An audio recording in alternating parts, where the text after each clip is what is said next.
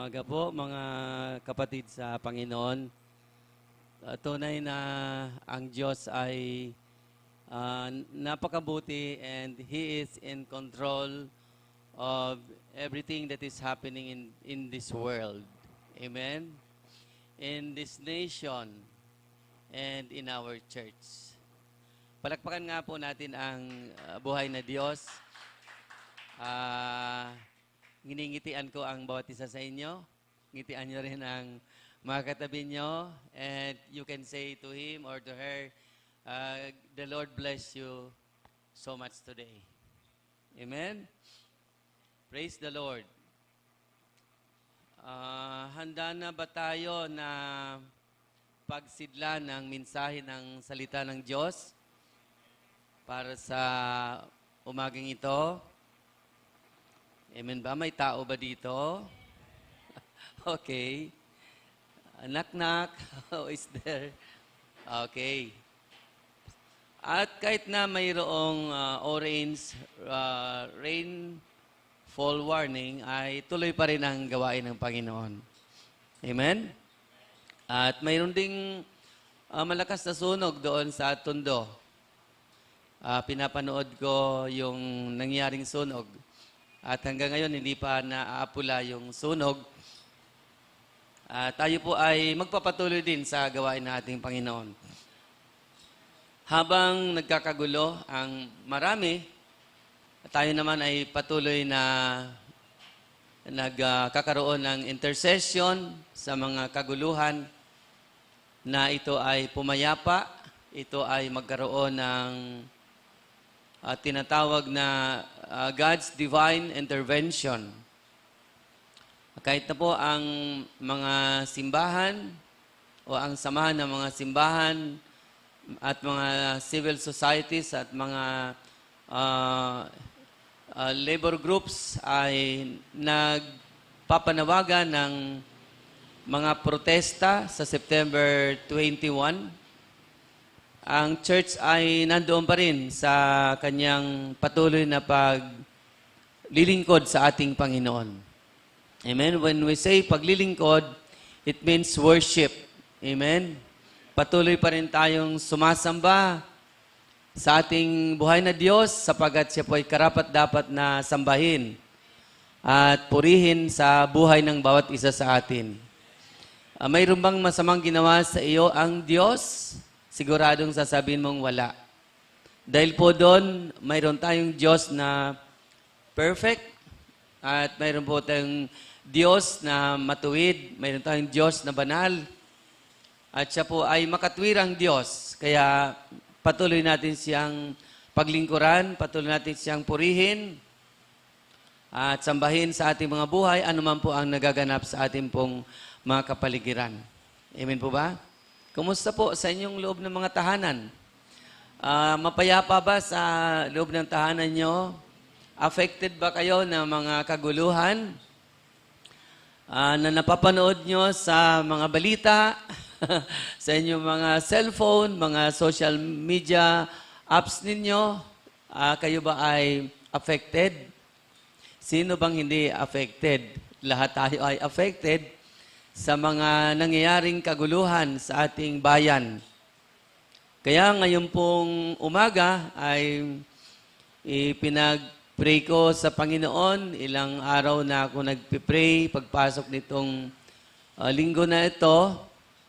Because last Sunday I was in the Villa Muson Outreach to deliver the message for their 6th anniversary. I was there and I was absent here last Sunday, pero pagpasok ng bagong linggo na to, ay sinisikap kong idulog sa Panginoon ang kumakabog sa aking kalooban na mga pagkatagpo ng Diyos sa ating pong mga sitwasyon.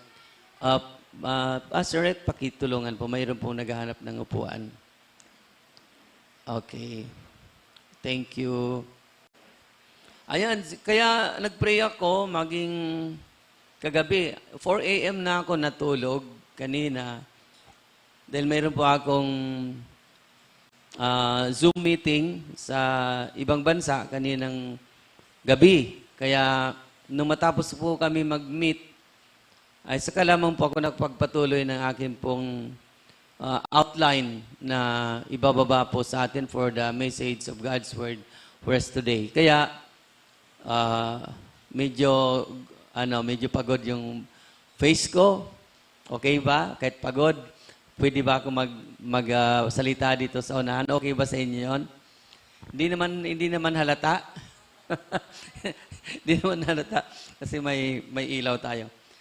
Sa susunod, magkaroon na tayo ng makeup artist. Kasi kaming mga tumatayo sa unahan, make-upan nyo kami bago kami dito sa unahan tumayo. Katulad dito na 2 hours lang ang tulog ko in 24 hours ay 12 hours lang yung tulog ko. Kaya, 2 hours lang tulog ko. Kaya baka yung aking mukha ay maputla. Pero mayroon namang lights ang social media natin. Amen? So ready na ba? Pakitanong sa iyong katabi, handa ka na ba sa mensahe ng salita ng Diyos? Ihanda natin yon.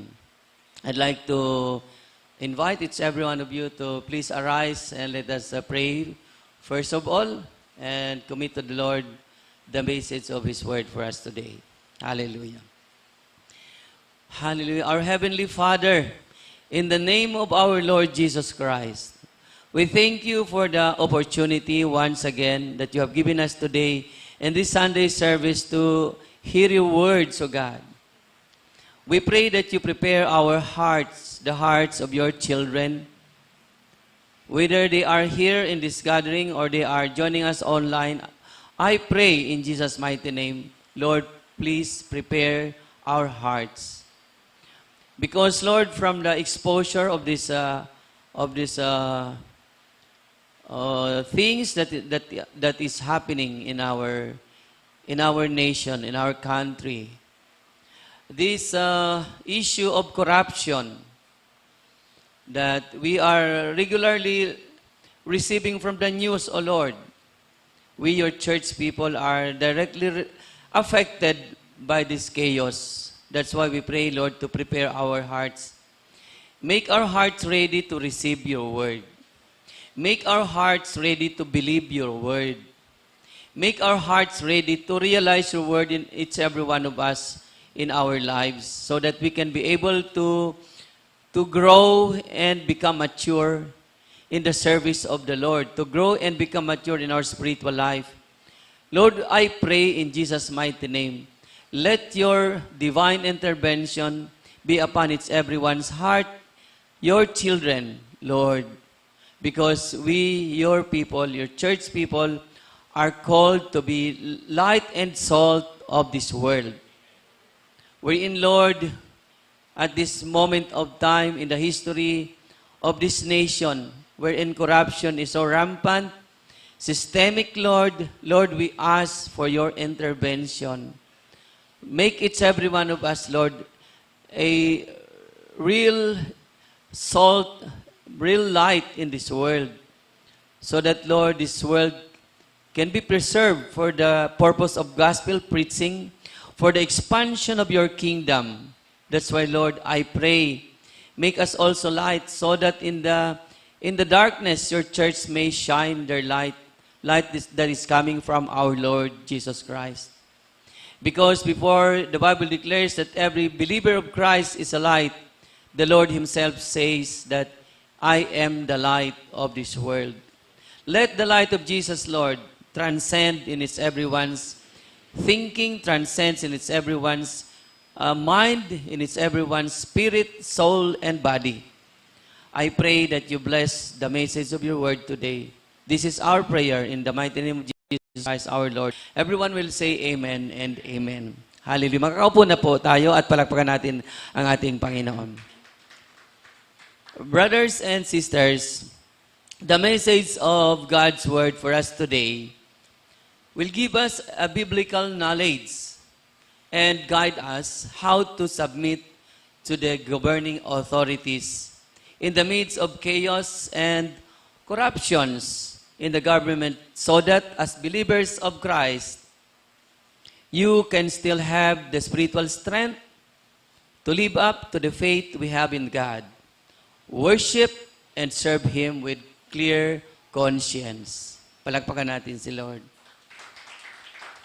Nais talaga ng Panginoon na mag-intervene sa buhay natin. Dahil ang church people, ang topic na nila ngayon ay, siyempre, yung mga napapanood natin sa balita, sino ba naman ang hindi matutulala sa natuklasan ng mga bilyon-bilyon na mga pagwawaldas ng pera ng bayan? Sino ba naman ang hindi magagalit na ikaw na pangkaraniwang mamamayan ay nagbubuwis ng matino? Ikaw na pangkaraniwang mamamayan, kumuha ka lang ng barangay permit para sa business mo, may bayad ka na, nagbubuwis ka na. Bumili ka lang ng shampoo, mayroon ng VAT. Nandyan ba tayo? Sino ba naman ang hindi matutulala, magugulat at magkakaroon ng emosyonal na reaksyon dito sa nangyayaring ito sa ating bayan? Idagdag pa dyan na maraming mga tawag dito, mga nambubuli dyan sa mga pangyayari na yan. Mayroong mga nagpapakalat ng fake news na hindi na tuloy natin ma-address kung ano ba talaga ang problema ng bayan dahil humahalo ang mga fake news, humahalo ang mga personal na interes sa usapin na ito. Mabuti na lang tayo. Hallelujah! Ang Pilipinas ay isa pong bansa na punong-puno ng mga Bible-believing Christians. Palakpakan natin si Lord. Mabuti na lang ang Pilipinas ay isang bansa na punong-puno ang ating bansa, Luzon, Visayas, and Mindanao ng mga Bible-believing Christians. Kaya kahit pa paano, kahit pa yung mga panatikong politiko, mga panatikong Christians sa isang politiko, isang partidong politikal, ay nandun pa rin po yung pong konsensya na gumagalaw pa rin po sa kanila pong buhay. Pinagpapasalamat na po natin yun sa Panginoon. And that is a clear divine intervention to what is going around in our country, in this nation, the Philippines. Idagdag pa po dyan yung mga sabi nila, magagaya na tayo sa Indonesia, magagaya na tayo sa Nepal. So, inuudyo ka natin yung mga tao, lalo na po yung mga hindi nakakakilala sa Panginoon, walang pananampalataya sa salita ng Diyos, na magkaroon ng violence. Yan po ay, hindi po yan kalooban ng ating Panginoon. Amen ba? At ngayon po, kung makita nyo sa aking Facebook, ay aking pong senior, yung pong panawagan ng pong ating pong mga leader ng simbahan. Makita mo sa aking Facebook na na-share ko yan sapagkat maging yung mga leader ng mga simbahan, Katoliko at mga evangelical churches ay nananawagan ng tinatawag na pagtitipon sa September 21 para po dito sa tinatawag na pananagutan or accountability. Sino ba ang dapat managot? Amen ba?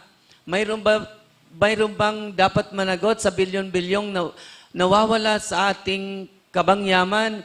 Mayroon bang dapat managot sa mga baha na salanta nitong mga sunod-sunod na bagyo?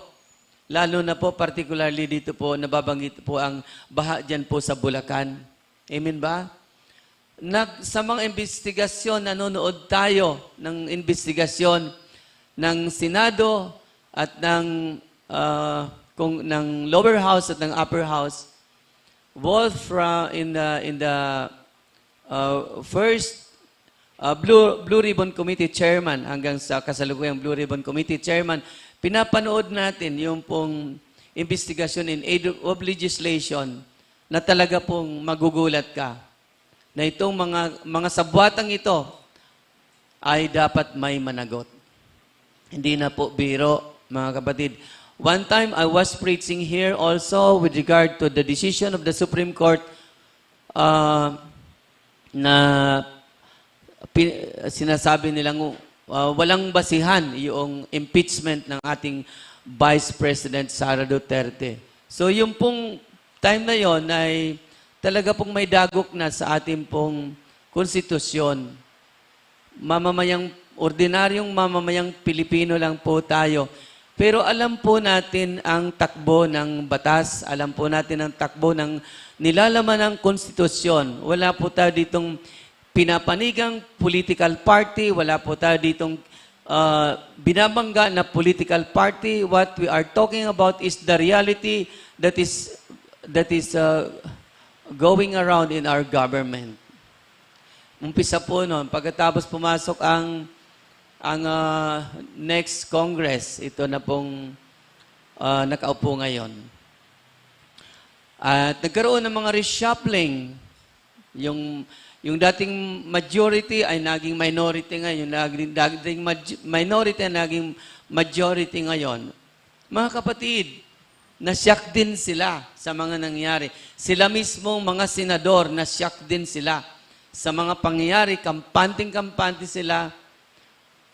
Pero from the perspective of the church people, from you and me, dapat mayroon po tayong malinaw na tinitingnan sa ating pong mga spiritual na paningin. Asret, there is somebody outside the door.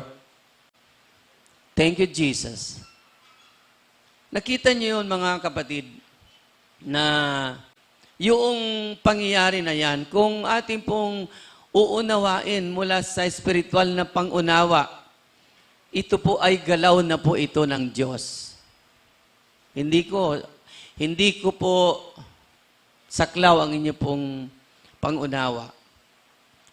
But as far as my heart and my mind is concerned, my discernment of all these things, gumagalaw po ang Diyos dito sa mga pangyayaring ito.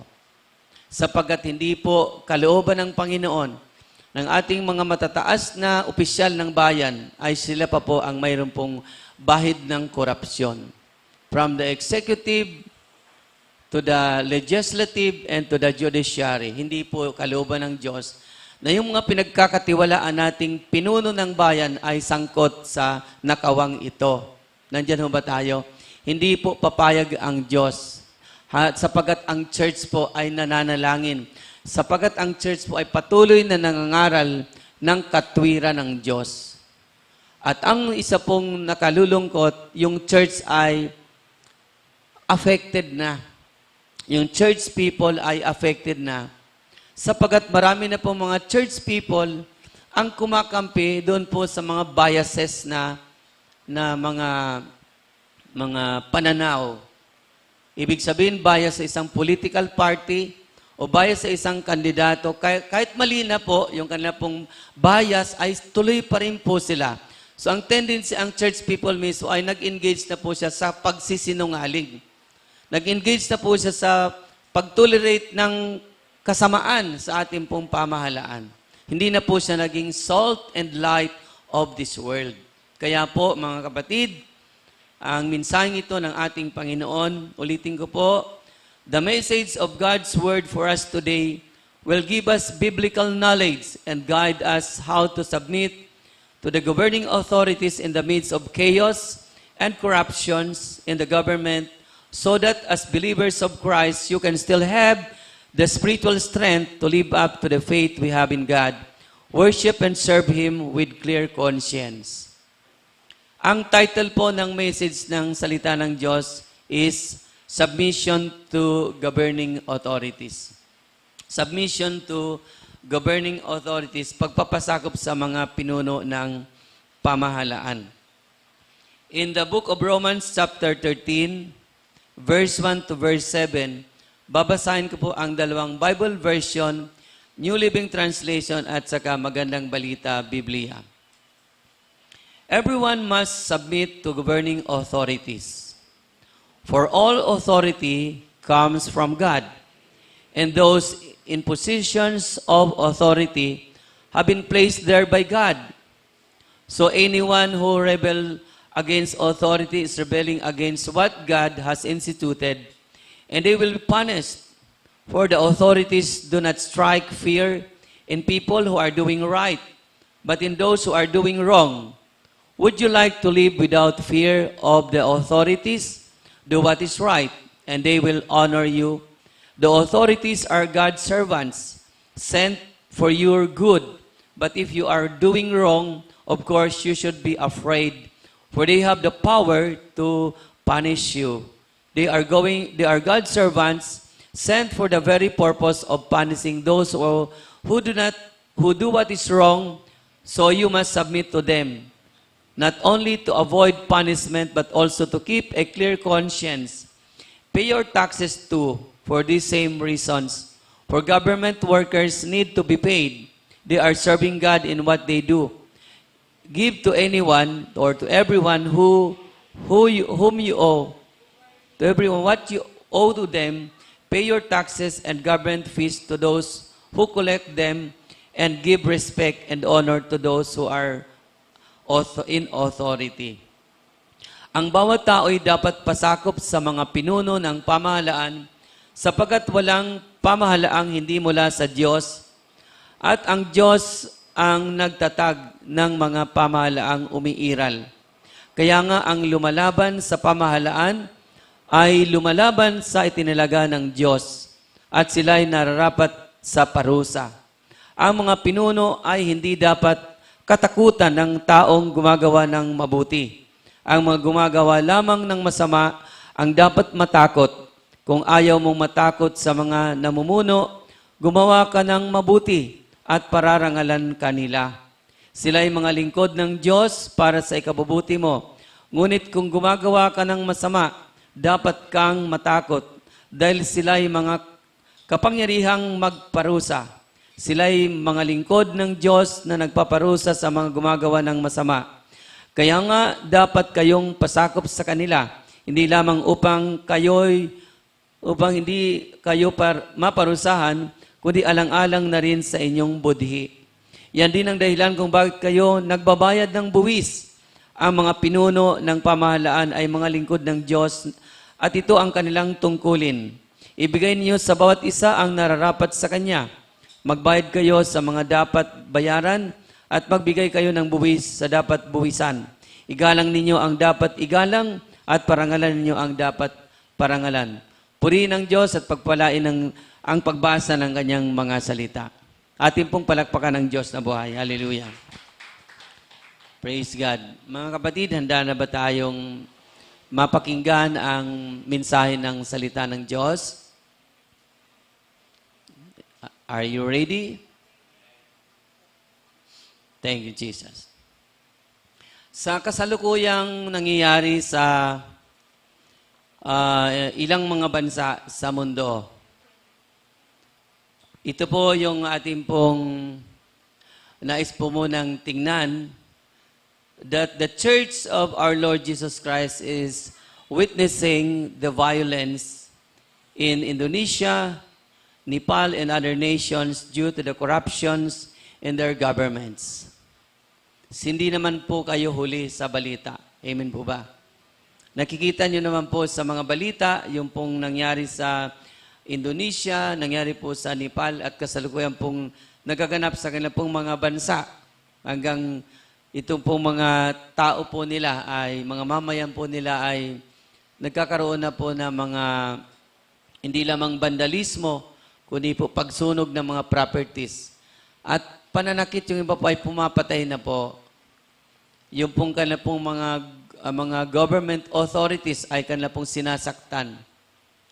At dito po sa Pilipinas ay wag naman pong dumating tayo sa ganun pong mga pangyayari na nakikita natin po sa Indonesia, sa Nepal, at sa iba pang mga bansa sa buong mundo na may issue po ng korupsyon sa kanilang pong pamahalaan. Huwag naman pong mangyari na mayroon pong mga ganito pong pangyari na mangyari din sa Pilipinas, sapagkat kabisado natin ang laman ng social media. Napakarami pong mga umuudyok na dapat ganyanin din natin yung mga nagnakaw ng pera. Di ba? Yung sunugin, yung patayin. Okay. Kung ganoon, sunugin natin at patayin, ang tanong, nasa batas ba natin yon? Tama? Nasa batas ba na sinusunog yung mga nagnakaw ng budget o ng pondo ng flood control? Nasa batas ba natin?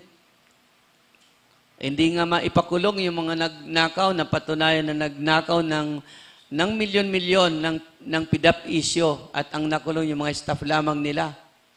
Yung mismo mga pinuno nila ay hindi naman po nakulong. Kumandidato pa, nanalo pa, pinalabas sa kulungan, ayun pa, kumandidato pa, pinagyayabang pa nung iba na yung nasa kulungan ay nakakapagpanalo pala ng candidacy. So wag namang mangyari sa atin yung patayin yung ng mga taong bayan na sakta ng taong bayan yung mga nasa pamahalaan. Amen ba? Dahil kapag ginawa po yun, nangahulugan na wala na po sa kaayusan ng ating pong bansa. Wala na po sa matinong pamumuhay ang mga Pilipino. Kundi napakasama at kaawa-awa na po ang ating kalagayan. Pero dahil nga nandyan po ang church ng ating Panginoon, ay napipreserve yung pong kaayusan at kapayapaan. At tayo pa'y umaasa na dito po sa mga ikinasam mga investigasyon na ito po ay magkakaroon na talaga ng konkretong solusyon o konkretong kahantungan. Hindi lamang po puro publication na nag-iimbestiga sila. Hindi lamang po puro publication na sila po nag-create ng mga committee o mga investigation bodies. Hindi lamang po ganon. Kundi talagang mayroon tayong maituro na ito po yung naglustay ng pera. Ito po yung kumuha ng pera ng bayan. Milyon-milyon na pera ng bayan galing sa ating buwis, galing sa ating pong utang. Ipinundo po sa mga proyekto na yan pagkatapos po ay mayroon pong mga nakawang nangyari. At mayroon pong mga ghost projects na mayroon pong kunwari proyekto pero pag pinuntahan mo wala naman. So nasaan po ang pera? Dapat po yung talagang investigasyon na yan ay hindi lamang po in aid of legislation, kundi yung pong ehekutibo ay makapagturo talaga na ito yung salarin. Yan po ang inaasahan natin na church people sa pag-usad po ng ganito po mga pangyayari sa ating pong bayan. Pakisabi sa iyong katabi, tensyonado ka na ba sa preaching? Amen ba? Dapat hindi tayo tensyonado kasi tayo po ay church people. Hindi po tayo dapat huli sa mga nangyayari sapagkat tayo po ay pinagkatiwalaan ng Panginoon ang kanyang mga salita. Amen? So dyan po, in our country, we are also witnessing the chaos in our government due to systemic corruptions in our government institutions. Yan po yung nakikita natin sa ating bayan. In our government institution that is systematically embedded in the three branches of our government, the executive, the legislative, and the judiciary. Yung tatlong sangay ng ating pamahalaan ay talaga pong nakababad na po doon ang korupsyon. Hindi ko kinakailangan kayo pasang-ayunin kasi kung ako ikulong, ayoko madamay kayo. Baka ikulong ako sa pinagsasabi ko dito, di ba? Pero ito po yung katotohanan. We are not talking about a politician. We're not talking about a political party here in this preaching. We're talking about the reality na mayroon pong milyon-milyon at bilyon na ninakaw sa ating pong kabangyaman. At ito na po yung gusto ni Lord na ipaunawa sa atin na mga mananampalataya ng Biblia kung paano ba tayo magpapasakop sa isang pamahalaan, paano ba tayo magpapasakop sa isang governing authorities na punong-puno ng hindi po biro na korupsyon, kundi talaga pong talamak na korupsyon. Nakawan talaga, grabe. So dito po, from the perspective of the church, mula sa ating pananaw, bilang mga church people, we are witnessing or the governing authorities flow from our living God in heaven. Amen ba? Ang governing authorities, yung pong mga pamahalaan, ito po ay nanggagaling sa ating Diyos na nandun po siya sa langit. Amen ba? From our living God in heaven down to the nations of the world through various forms of government. So ang Diyos na yan natin sa kalangitan ay nagbababa po siya ng tinatawag na authority o pamamahala. sa pagitan ng iba't ibang anyo ng pamahalaan. Maaring ang isang pamahalaan ay tinatawag na theocratic, monarchy, autocratic, or authoritarian or democratic form of government. So doon po sa mga form of governments na yon, nasaan ba tayo doon sa mga nabanggit na yon?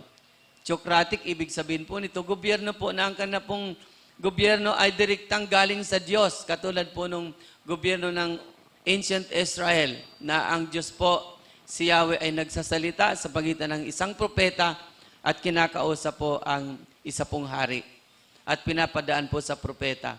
Yun po ang theocratic government. Yung pong monarchy, ito po yung mga hari, mga kaharian. Ano bang mga bansa ang mayroon pong ganitong sistema ng pamahalaan? Monarchy. Yung pong autocratic or authoritarian, ito po yung diktador, yung katulad po ng North Korea. Tama? North Korea. Diktador po siya. Ang tawag po doon ay autocratic or authoritarian. At saka po yung democratic. Sa Pilipinas po, democratic tayo. Nandiyan ba tayo? Ibig sabihin po, ang democratic ay yung pong voice of the people, ang siya pong pamahalaan. Palakpakan natin si Lord. Ang voice of the people, ang pamahalaan, kaya nga mayroon tayong eleksyon. Amen ba?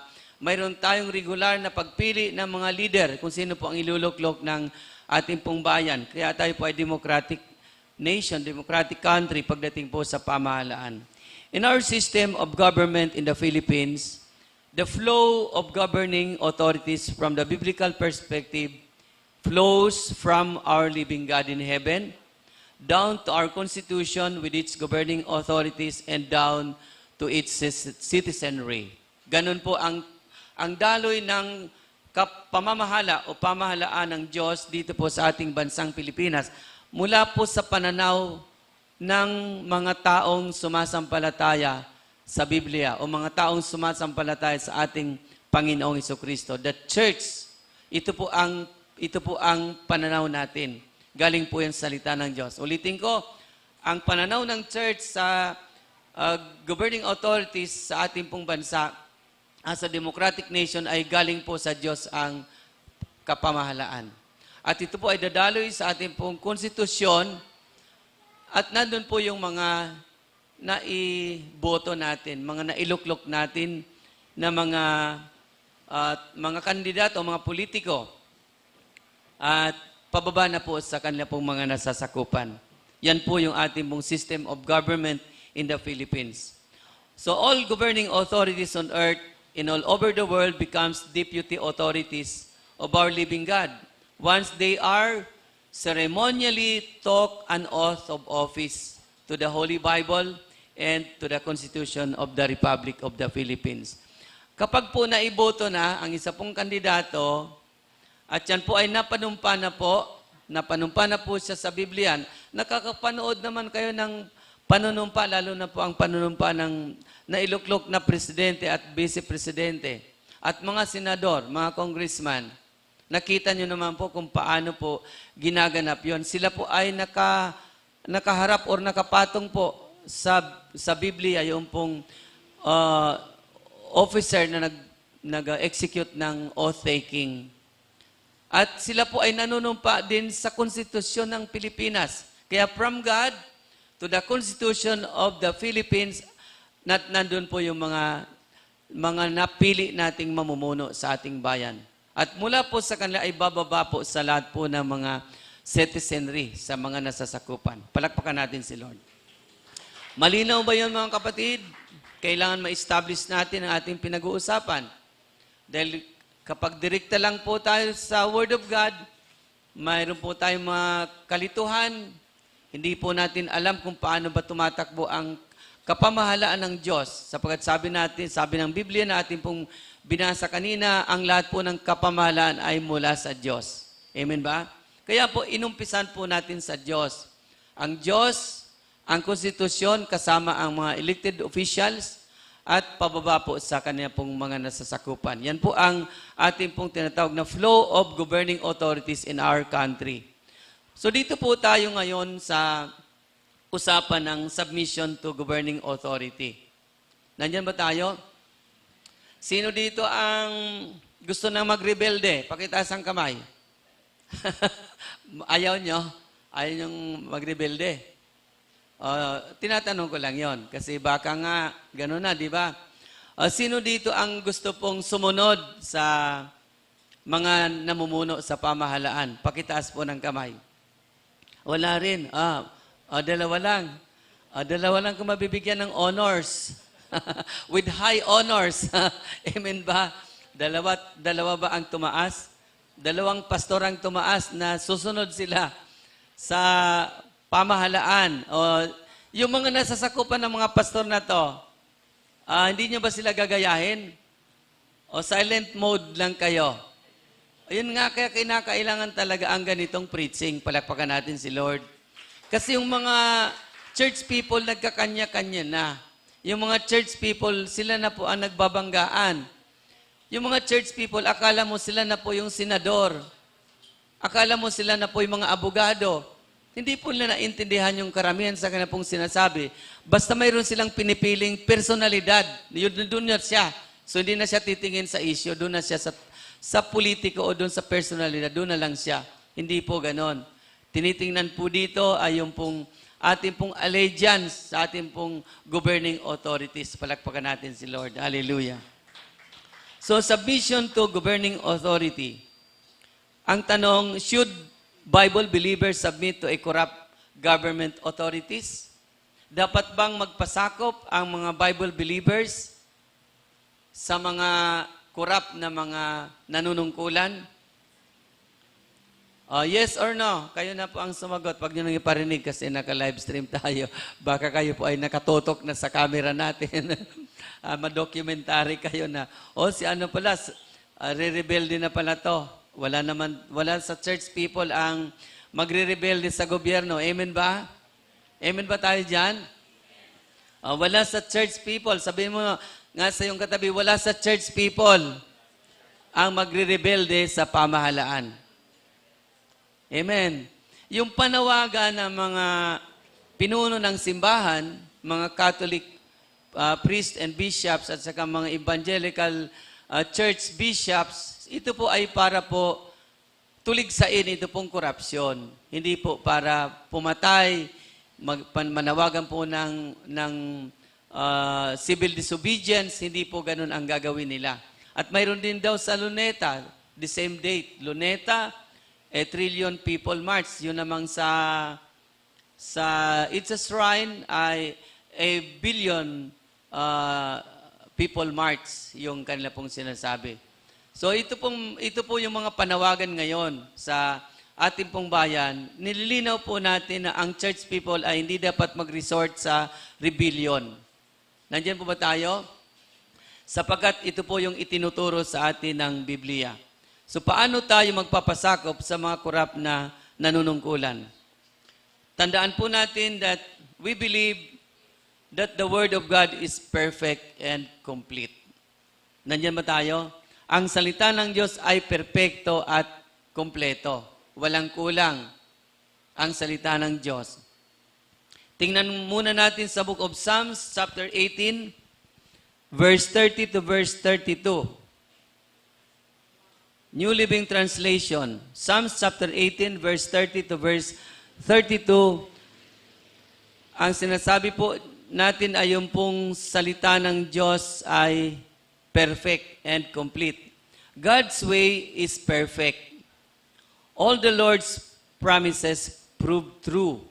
He is a shield for all who look to Him for protection. For who is God except the Lord? Who but our God is a solid rock? God arms me with strength, and He makes my way perfect.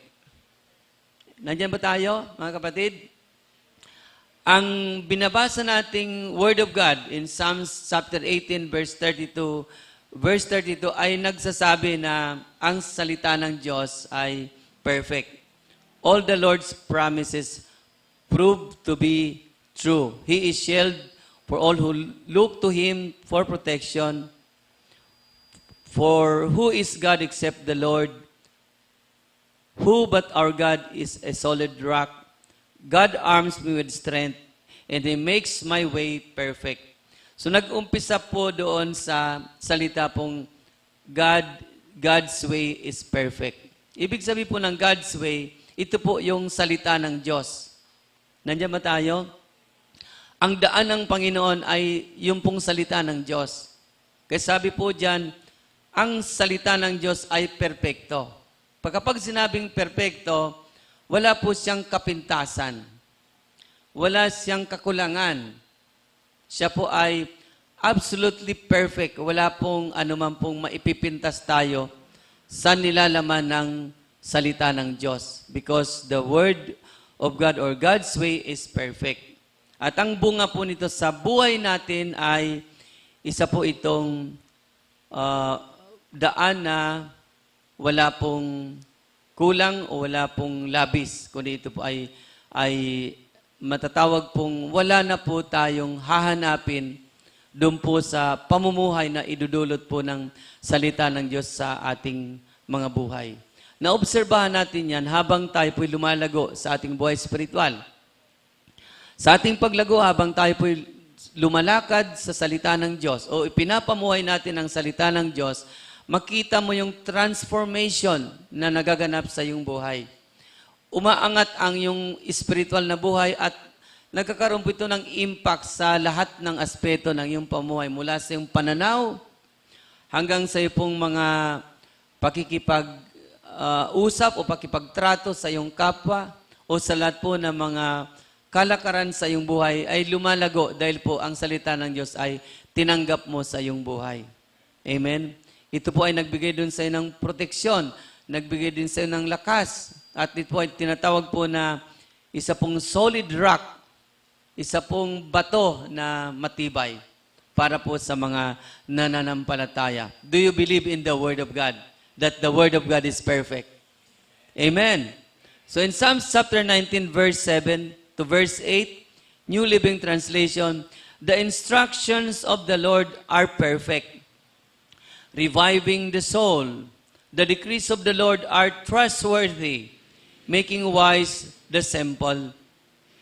The commandments of the Lord are right, bringing joy to the heart. The commands of the Lord are clear, giving insight for living. So ito pong mga sinasabi dito sa binasa nating mga salita ng Diyos, yung tinatawag na the instructions of the Lord, the decrees of the Lord, the commandments of the Lord. Ito pong lahat na ito ay tumutukoy sa salita ng Diyos. Amen po ba? That's why the Word of God is perfect. Nakita mo yung pong nangyayari sa ating pong sarili. Na kapag po yung salita ng Diyos po ay nasa atin, ang sabi po dyan, reviving the soul. Reviving, ibig sabihin buhay. Nagbibigay po ng buhay sa ating pong kaluluwa. Kung tayo po ay mahina, tayo po ay pinalalakas. Kung tayo po ay naguguluhan, nagkakaroon po tayo ng kapayapaan, direksyon sa buhay. The instructions of the Lord are perfect, reviving the soul. At makita mo po dyan yung pong salita ng Diyos ay mapagkakatiwalaan. Amen? Mapagkakatiwalaan at sabi nga po dyan, making wise the simple. Ibig sabihin po, yung pong tinatawag ditong wise, yung pong mga matatawag nating may mga matataas na aral sa kanilang pong buhay. Yung pong may mga matataas na pananaw sa kanilang buhay. Kapag ang salita ng Diyos ay nasa mga taong ito, ang kanilang pong mga buhay po ay nagiging isa pong simpleng buhay, simpleng pananaw, simpleng pagkaunawa sa mga bagay-bagay. Sapagkat habang hindi po tayo nagiging mapagpakumbaba o nagiging mababa sa harapan ng Diyos, hindi po natin matatanto ang realidad ng buhay. Kung tayo po'y mananatili sa ating pong kataasan, kung ang ating pong pride ay nandoon, kung ang ating pong mga prinsipyo na pinangahawakan ay mataas na di hamak kung ihaharap mo sa salita ng Diyos. Hindi niya matanggap ang sinasabi ng salita ng Diyos sapagkat mayroon po siyang sariling prinsipyo sa kanyang buhay. Ito po yung mga tinatawag na mga wise people. Mga tao na mayroon pong karunungan mula sa kanilang mga sarili. Kaya sabi dito, making wise the simple. Yung pong mga matatalino ay ginagawa po silang simple doon po sa harapan ng Diyos. Amen po ba? Sa harapan ng Diyos, naging simple po sila. Sapagkat hanggat hindi po tayo nagiging simple at mapagpakumbaba sa harapan ng Panginoon, hindi po natin matatanggap ang Kanya pong mga itinuturo sa ating buhay. Pwede mo bang sabihin sa iyong katabi na matuto tayong magpakumbaba sa Panginoon? Ayon. Praise God. Amen ba? Kapag tayo po ay mayroon pong salita ng Diyos, yung pong pagpapakumbaba sa harapan ng ating Panginoon ay isa na lamang pong matatawag na spontaneous sa ating pong buhay.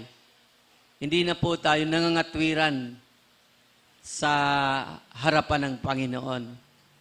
Hindi po natin dinidebate ang kalooban ng Diyos.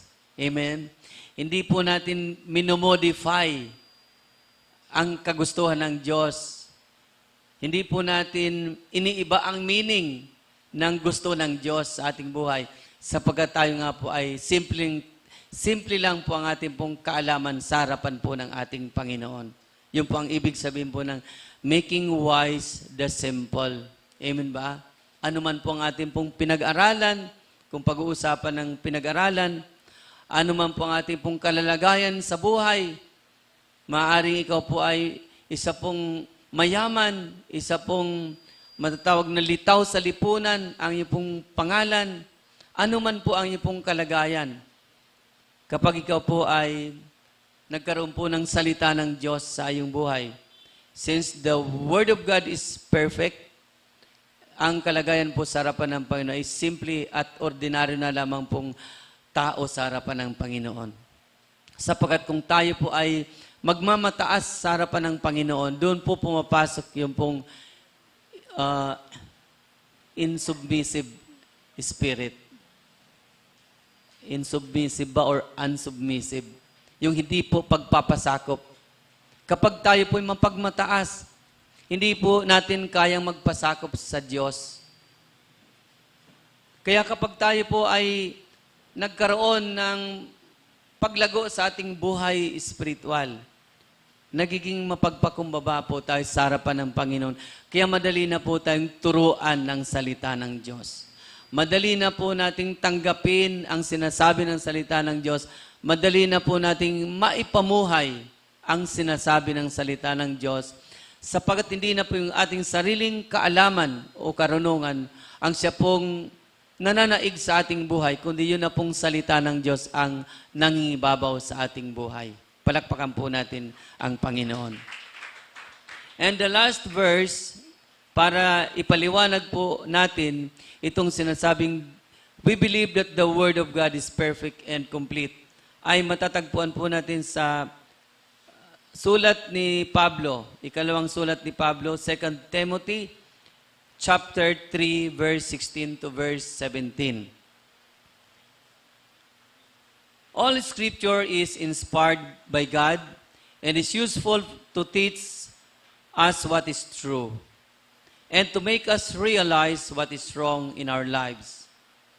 It corrects us when we are wrong and teaches us to do what is right. God uses it to prepare and equip His people to do every good work. Purihin ang ating Panginoon. Amen ba? Ang sabi po dyan, ang lahat ng kasulatan, talking about or referring to the Word of God. Pag sinabi mong all Scripture, ang tinutukoy po nito ay salita ng Diyos. Amen? Na ang lahat po ng kasulatan ay kinasihan ng Diyos. Inspired by God. Ibig sabihin po, mayroon pong buhay ng Diyos. Hiningahan po ng buhay ng Diyos. Ang salita ng Diyos po ay buhay. At ang pagiging buhay po niya ay dahil po nandun po ang buhay ng Diyos, the life of God itself, ay nandun po sa salita ng Diyos. Amen ba?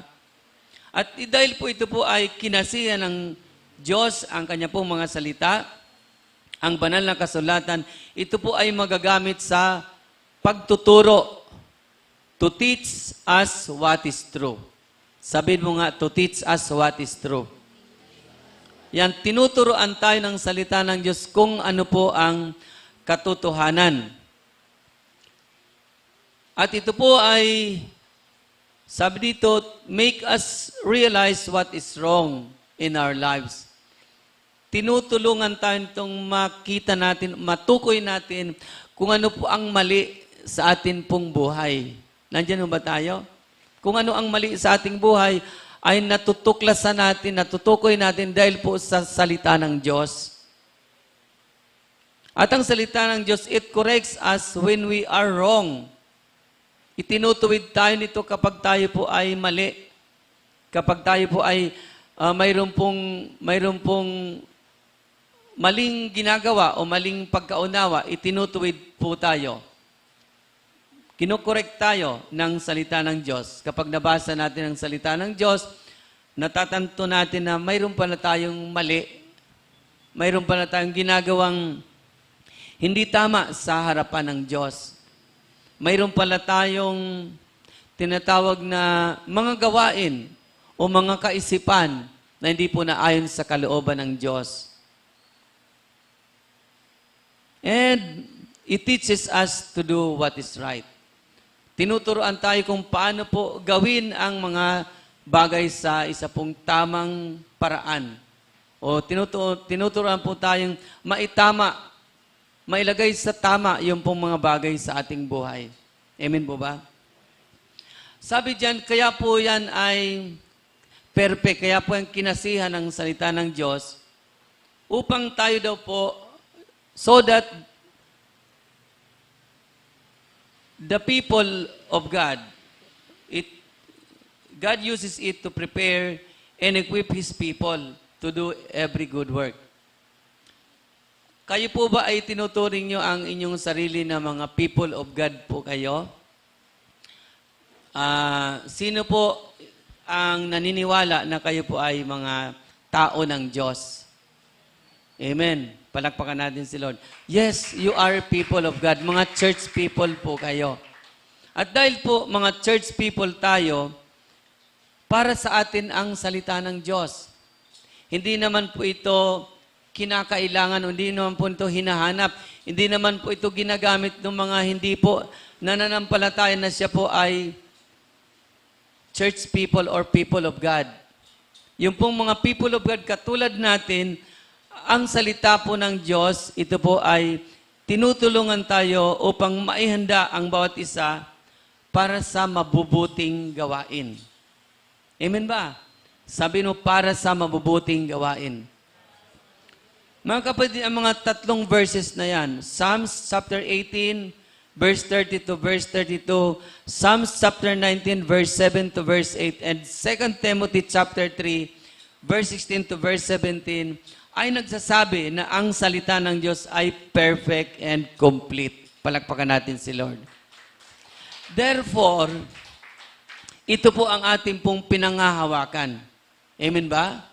Ulitin ko, from the perspective of Bible believers or from the perspective of the believers of our Lord Jesus Christ. Ang flow of authority ay magmumula sa Diyos. Nandyan ho ba? Ang bawat isa sa atin, naintindihan ba natin, nagmumula sa Diyos. At ito po ay dumadaloy sa ating pong konstitusyon, sa ating pong bansang Pilipinas. Nandiyan ba tayo? Kasama po doon yung mga nanunungkulan. At dadaloy po papunta sa kanya po mga citizenry or mga nasasakupan. Amen po ba? Ngunit mayroon po tayong pinakamataas na pinangahawakan, mas mataas pa po sa saligang batas ng Pilipinas. Ito po'y walang iba kundi ang salita ng Diyos o ang Biblia. Palakpakan natin si Lord. Ang Biblia. Yung pong konstitusyon natin ay nasa ilalim lamang po siya ng Biblia. Sapagkat ang konstitusyon natin ay inaamyendahan. Kapag gusto pong amyendahan, yung 1935 Constitution ay inamyendahan ng 1987 Constitution. Ibig sabihin po, mayroon po siyang pagkukulang. Hindi po siya matawag na infallible. Samantalang ang Biblia, ang salita ng Diyos ay perfect, infallible, without error. Palakpakan natin ang ating Panginoon, mga kapatid. Nawa ang katotohanan ito ay magbukas sa ating mga puso't kaisipan. Natingnan po ng naayon sa Biblia ang mga kaganapan ngayon sa ating pong bansang Pilipinas.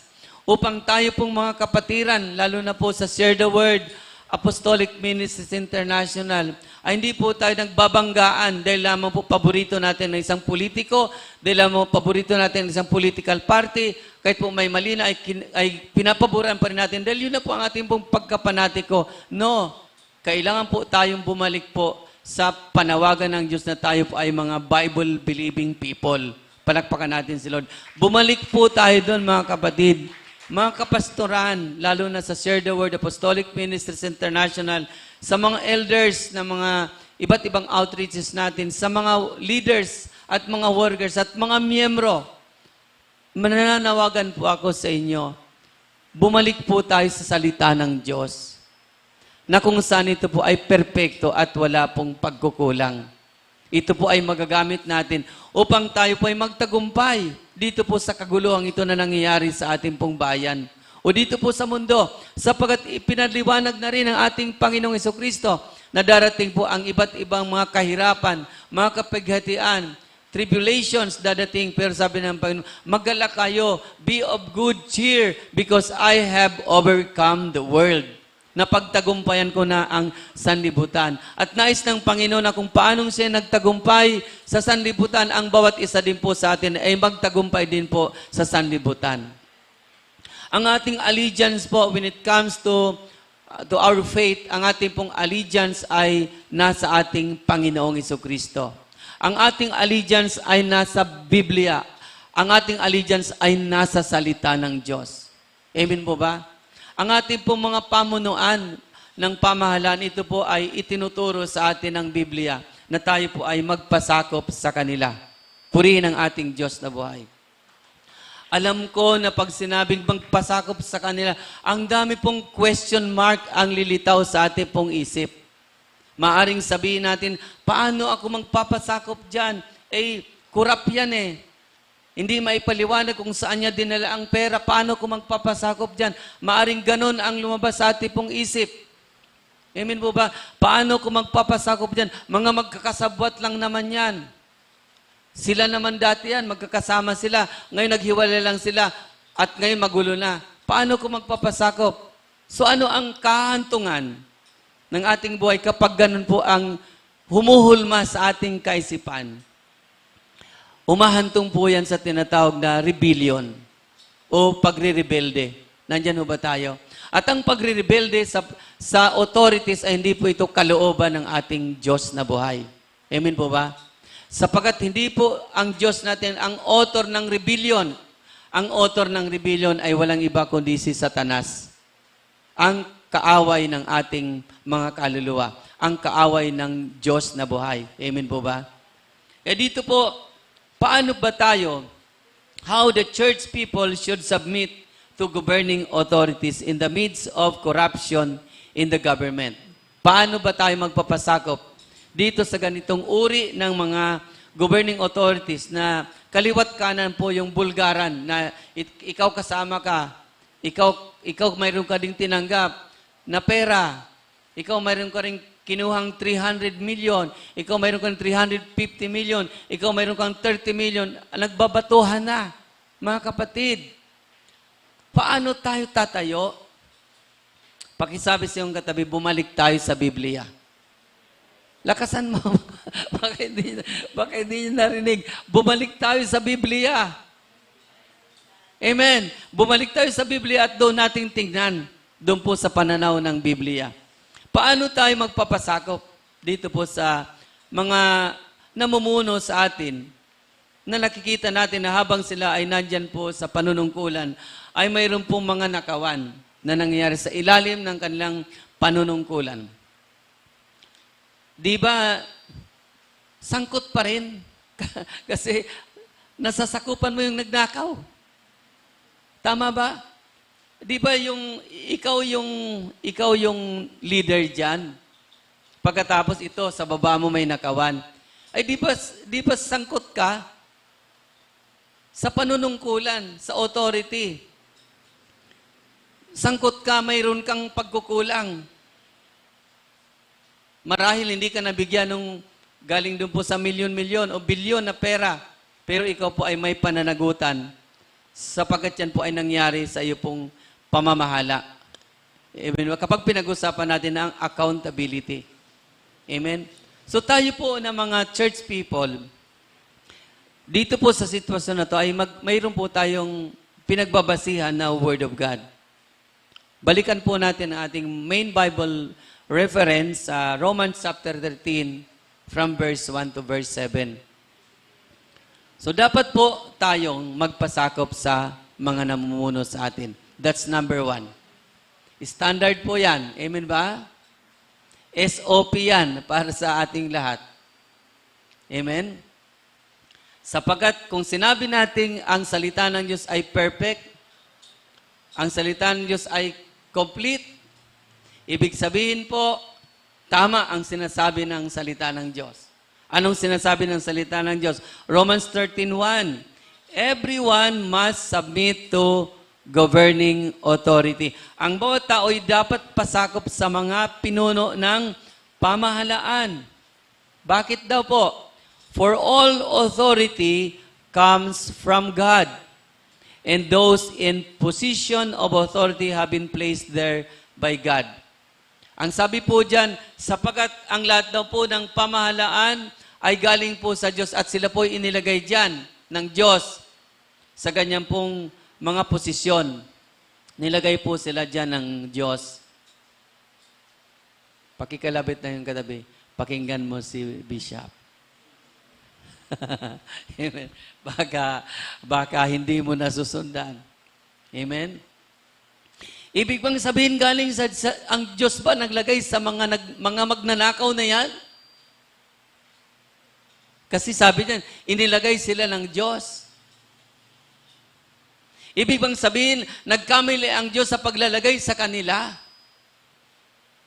Ninakawan po nila ang mga nasasakupan nila. Nilinlang nila. Ibig bang sabihin, ang Diyos po ang nagkamali? Hindi ho. Kapag sinabi pong sila po'y inilagay ng Diyos, diyan po sa mga katungkulan na yan, dahil po ang Diyos ang nagtatag ng mga pamahalang umiiral, ang ibig sabihin po niyan ay gumagamit po ang Diyos ng uri o sistema ng pamahalaang meron ang isang bansa o tayo sa Pilipinas na mayroon tayo. Ano bang uri ng pamahalaan meron tayo? Binanggit kanina, tayo po ay isa pong democratic nation. Amen ba? Iginagalang o kinikilala ng Diyos ang ating sagradong pagboto. Kaya nga pinagbabawal po ang dayaan sa botohan. Nandiyan ba tayo? Kaya nga pinagbabawal ng ating pong konstitusyon o ng ating pong COMELEC ang pagdodoktor ng mga resulta ng eleksyon. Bakit po? Sapagat ang iyong pong pagboto ay isa pong sagradong gawain sa ilalim ng democratic government. Palakpakan natin si Lord. Kapatid, si Lord ba naglagay nung nakaupo dyan? Pakisabi sa iyong katabi, hindi si Lord ang naglagay sa kanila, kundi ikaw ang bumoto sa kanila. O, lakasan mo para marinig. Ikaw ang bumoto. Kinilala lang ng Diyos yung resulta ng ating botohan. Sapagat pinag-pray natin sila. During the inauguration, during the oath-taking, doon po pumasok po ang salitang ang Diyos ang naglagay sa kanila. Bakit bigla na lang ba silang umupo sa mga posisyon nila? Di ba mayroon muna silang inauguration? At mayroon pong mga servants of God, mga servants of the Bible, mga servant of the church ang nanalangin sa kanila at ipinagtagubilin sila sa Panginoon sa oras na yon ng inauguration. At doon po pumapasok yung salitang, ang Diyos ang naglagay sa kanila. Nandiyan ba tayo mga kapatid? Pero hindi ang Diyos ang bumoto. Hindi ang Diyos ang nangampanya.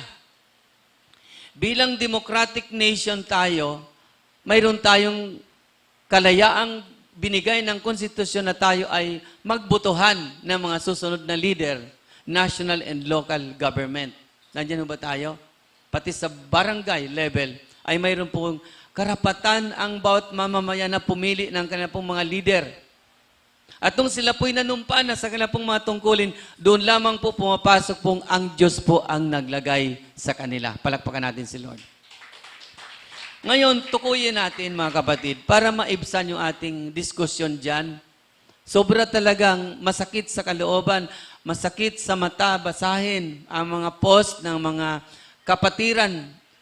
Mga kapatiran, hindi naman lahat. Masakit sa loob kasi bakit? Sila naman ang nangampanya niyan na mga yan.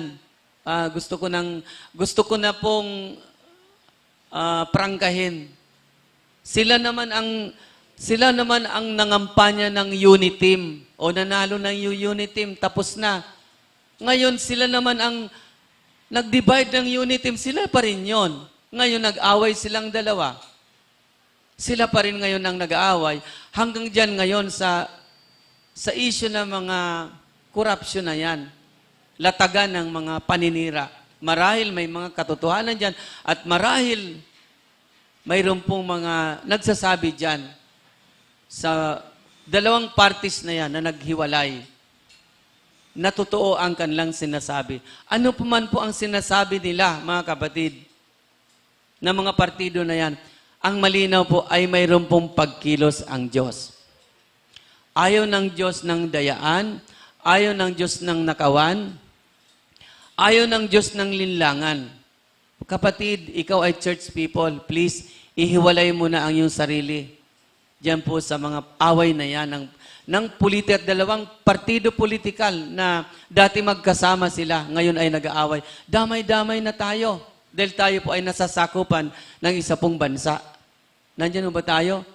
Hindi po tayo mananatili po na tagabasa ng kanilang pong mga post, lalo na po sa amin ng mga church leaders. Hindi po maaring kami po ay manahimik na yung amin pong mga nasasakupan na mga pinagpapastoran, yung iba mga pastor na rin, mga nasasakupan namin, ay nandun po sa agos ng politika. Kampihan. Kailangan po itong marisolba natin sa ating pong simbahan in the Share the Word Apostolic Ministries International. Pwede ba nating palakpakan ang ating Panginoon? Purihin ang Diyos. Hallelujah. Kailangan nating marisolba ito. Na hindi po tayo dapat na pumapanig sa sino man pong partido sapagkat sila po ay nakaluklok na po. Tapos na ang eleksyon. Nanunungkulan na po sila ngayon. At ngayon hindi naman po kampanyahan. Yung iba po ay naghahanda na para po sa 2028 election, nagkakomplikasyon ng masyado ang sitwasyon. Kaya hindi na po natin malaman sino na ba ang nagsasabi ng totoo. Amen ba? Kahit po palitan pa yung majority, mayroon na naman pong bumabatikos po sa panibago pong majority. Noong pong nakaupo ang dating majority, ay mayroon din pong bumabatikos. Nagbabanggaan ng dalawang houses, ang lower house at ang upper house. Mga kapatid, sila pong lahat ay authorities na iluklok na po sila. Wala na po tayong magagawa. Amen ba? Kung sila po ay nailuklok na, bumalik tayo sa Word of God upang tayo po ang pag-umpisahan ng maayos na kaayusan dito sa ating bansa. Can I hear an amen from you, people of God? Tayo ang pag-umpisahan. Maaring ako po ay makomentohan ninyo. Maaring ako po ay personalin ninyo dyan sa aking pong preaching. Ito pa ay Word of God. Maaring ako po ay makatanggap ng mga basher sa aking pong messenger. Mga kapatid, ako po ay nagpapangaral ng sinasabi ng salita ng Diyos. Na hindi po tayo madamay dito po sa mga awayan na wala pong matatawag na basihan sa Word of God. Hindi po tayo dapat na mag-away-away ng mga Kristiyano, mga mananampalataya ng ating Panginoong Jesucristo dahil hindi po tayo magkakaparehong partido politikal, kundi tayo po ay dapat na nagkakaisang sumusunod at nagpapailalim, nagpapasakop sa salita ng Diyos. Only the Word of God is our sole foundation on how we have to submit to governing authorities. Sa salita ng Diyos po tayo babase. So ano po ang sabi doon? Magpapasakop tayo. Amen ba? Magpapasakop tayo. Sabi yan, ang bawat tao ay dapat pasakop sa mga pinuno ng pamahalaan sapagkat walang pamahalaang hindi mula sa Diyos. So lahat po yan ay mula sa Diyos, pamahalaan po ng bansa, pamahalaan po ng church, pamahalaan po ng pamilya, pamahalaan po ng iba't ibang mga samahan. Yan po ay galing po sa Diyos ang pamahalaan, sabi ng salita ng Diyos. Ang salita ng Diyos po ang nagsasabi na ang lahat po ng pamahalaan ay mula sa Diyos. Palakpakan natin ang ating Panginoon. Nandiyan na po yan. Magpasakop po tayo sapagkat sila po ay nailuklok na. Kung ayaw niyo po sa kanila, maghintay na lamang po kayo ng panahon po ng susunod na pagpili. Sapagkat yan po ay granted sa atin ng ating konstitusyon. Yan po ay legal at yan po ay nakalulugod sa harapan ng ating Panginoon. Amen ba? Maghintay po tayo doon. Doon na po tayo mag-ingay. Dito po sa panahon na to ay maging bahagi tayo ng solusyon sa kaguluhan. Sapagkat kung hindi po ito masusolusyonan, nagbabantaan, di ba, sa lower house ngayon, mayroon pong humahamon sa kasalukuyang speaker. So, paano yon? Kung magkagulo ang lower house, magkagulo ang upper house, yung legislative body natin ay magkagulo. Ano ng batas ang gagawin po nila? So, matatapos ang kanang mga termino, wala po silang nagawa. Puro po sila away. Amen ba?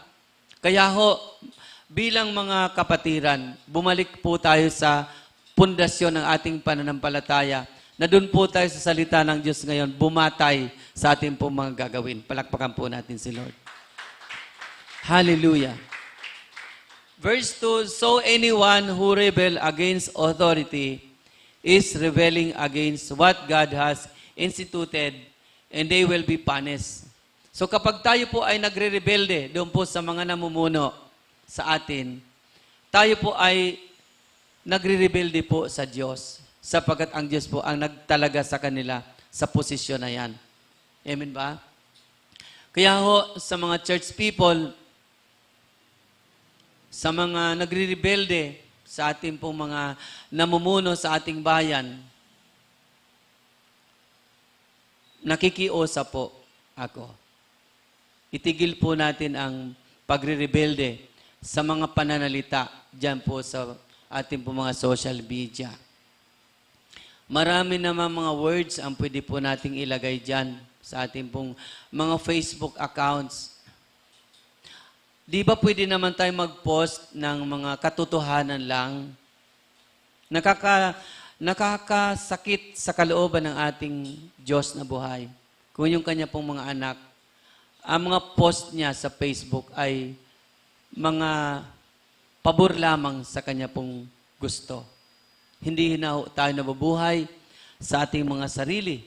Tayo po ay nabubuhay na para sa ating Panginoong Jesucristo. Amen po ba? Tingnan natin maigi yung mga nilalagay natin sa ating comments dyan sa mga Facebook, sa mga news, kung ano-ano. Importante po, yung ating po mga sinasabi ay makatotohanan. Hindi po siya mga imbento. Hindi po siya mga misinformation. Hindi po siya mga disinformation. Hindi po siya malinformation. Hindi po siya fake news. Sapagkat ikaw po ay anak ng Diyos. Palakpakan natin si Lord. Nakikiusap po ako. Let us stop spreading those things that is not aligned with the will of God in His Word. Kailangan tayong mag-umpisa sa ating pong bahay. Yung ating pong tahanan. the Share the Word Apostolic Ministries International, doon tayo mag-umpisang ayusin ang mga bagay na ito. Sapagkat sa labas ay wala pong pag-asang doon tayo mag-umpisa at maitama ang lahat. Sapagkat sa labas po ay napakagulo. Amen? Kung ang makakausap mo ay politiko na kakaiba o opposite sa iyong pananaw, hindi kayo magkakaroon ng matinong solusyon.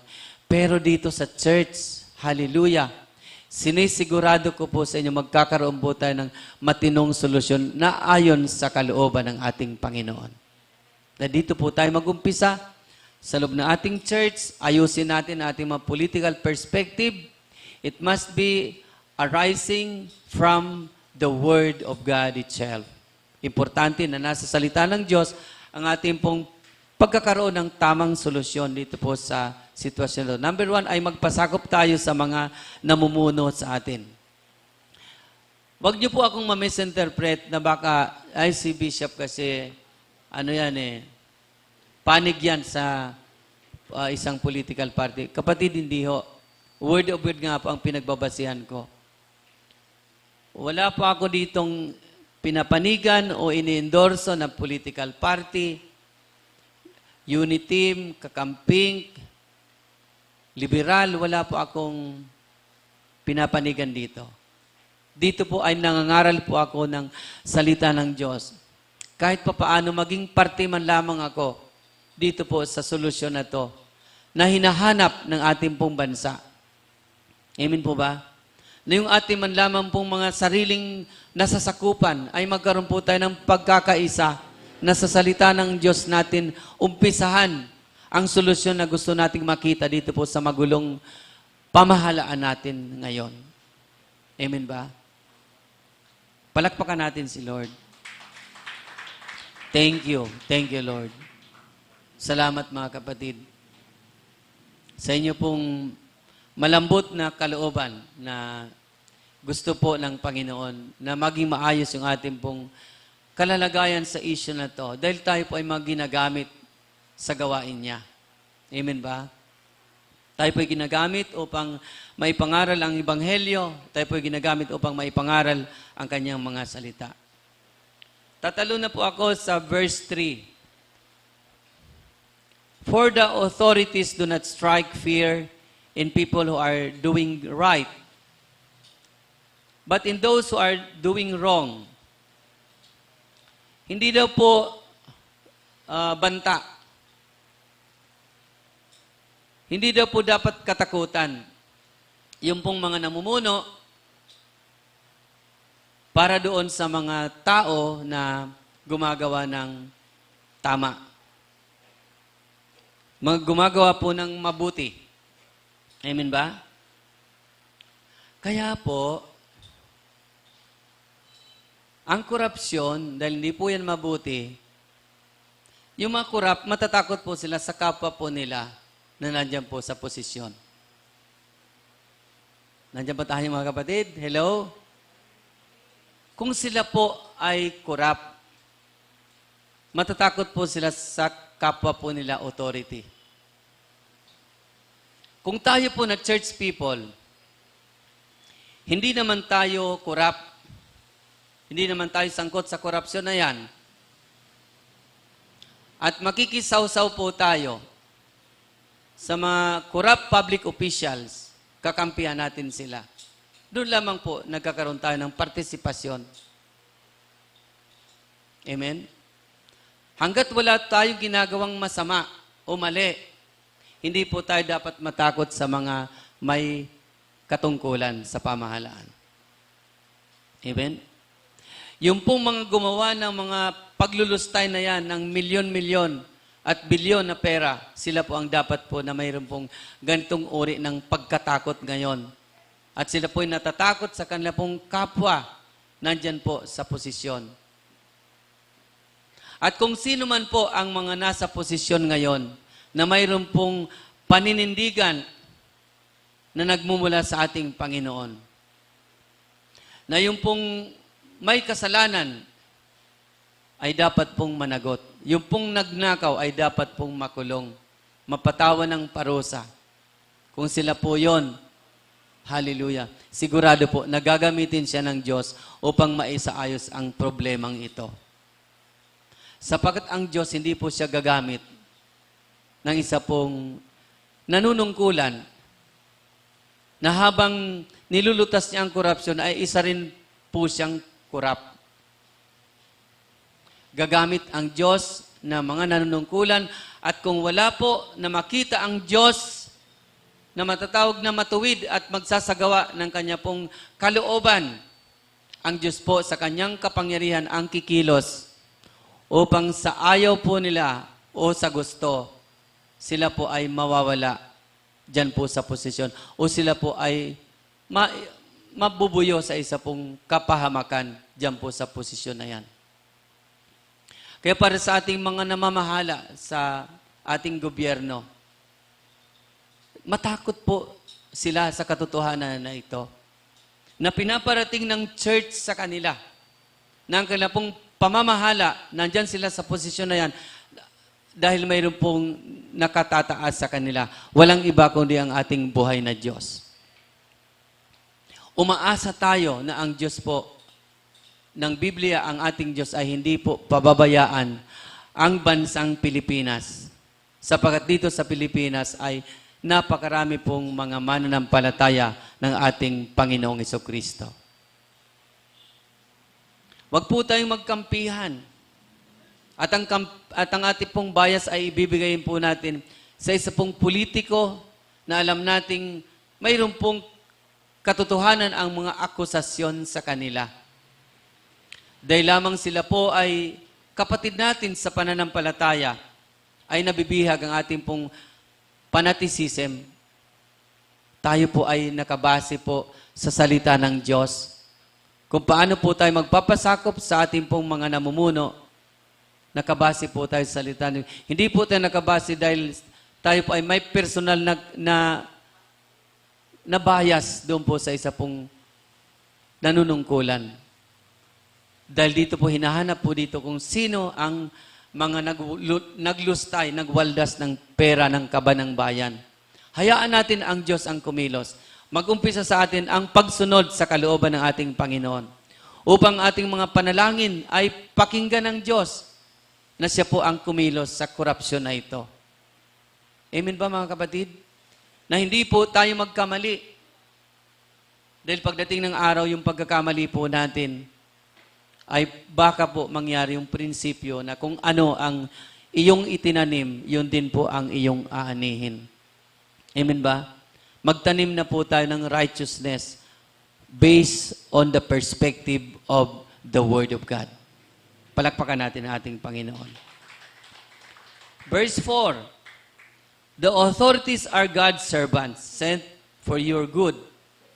But if you are doing wrong, of course, you should be afraid, for they have the power to punish you. They are God's servants, sent for the very purpose of punishing those who to do what is wrong. Nakita niyo po ba yon? Na yung pong mga gumagawa ng masama o ng mali, umasa po sila based on the Word of God. Na yung mga governing authorities, sila po ay parurusahan. Di ba napakaganda ng ating pong sistema ng gobyerno? Sapagkat mayroon pong tatlong sangay ang ating pong gobyerno. Mayroon po tayong executive. Yung mga naaakusahan ngayon, karamihan na sa executive. Amen ba? Mayroon po tayong legislative.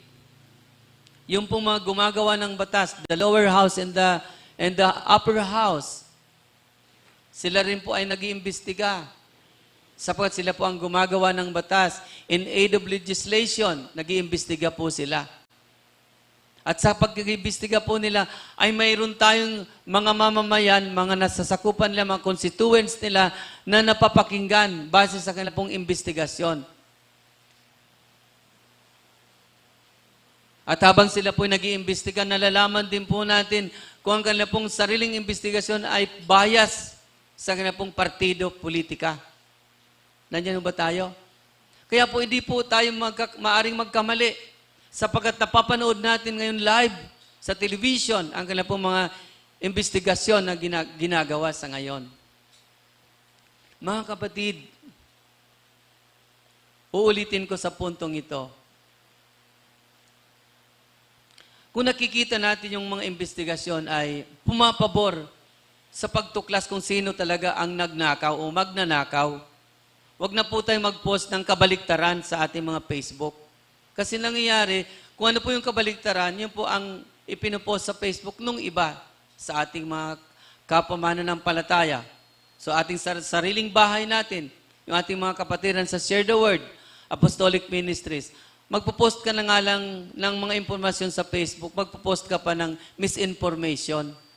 Kapatid, nakikiusap ako, baguhin mo na po yan. Bumalik tayo sa katwiran ng salita ng Diyos.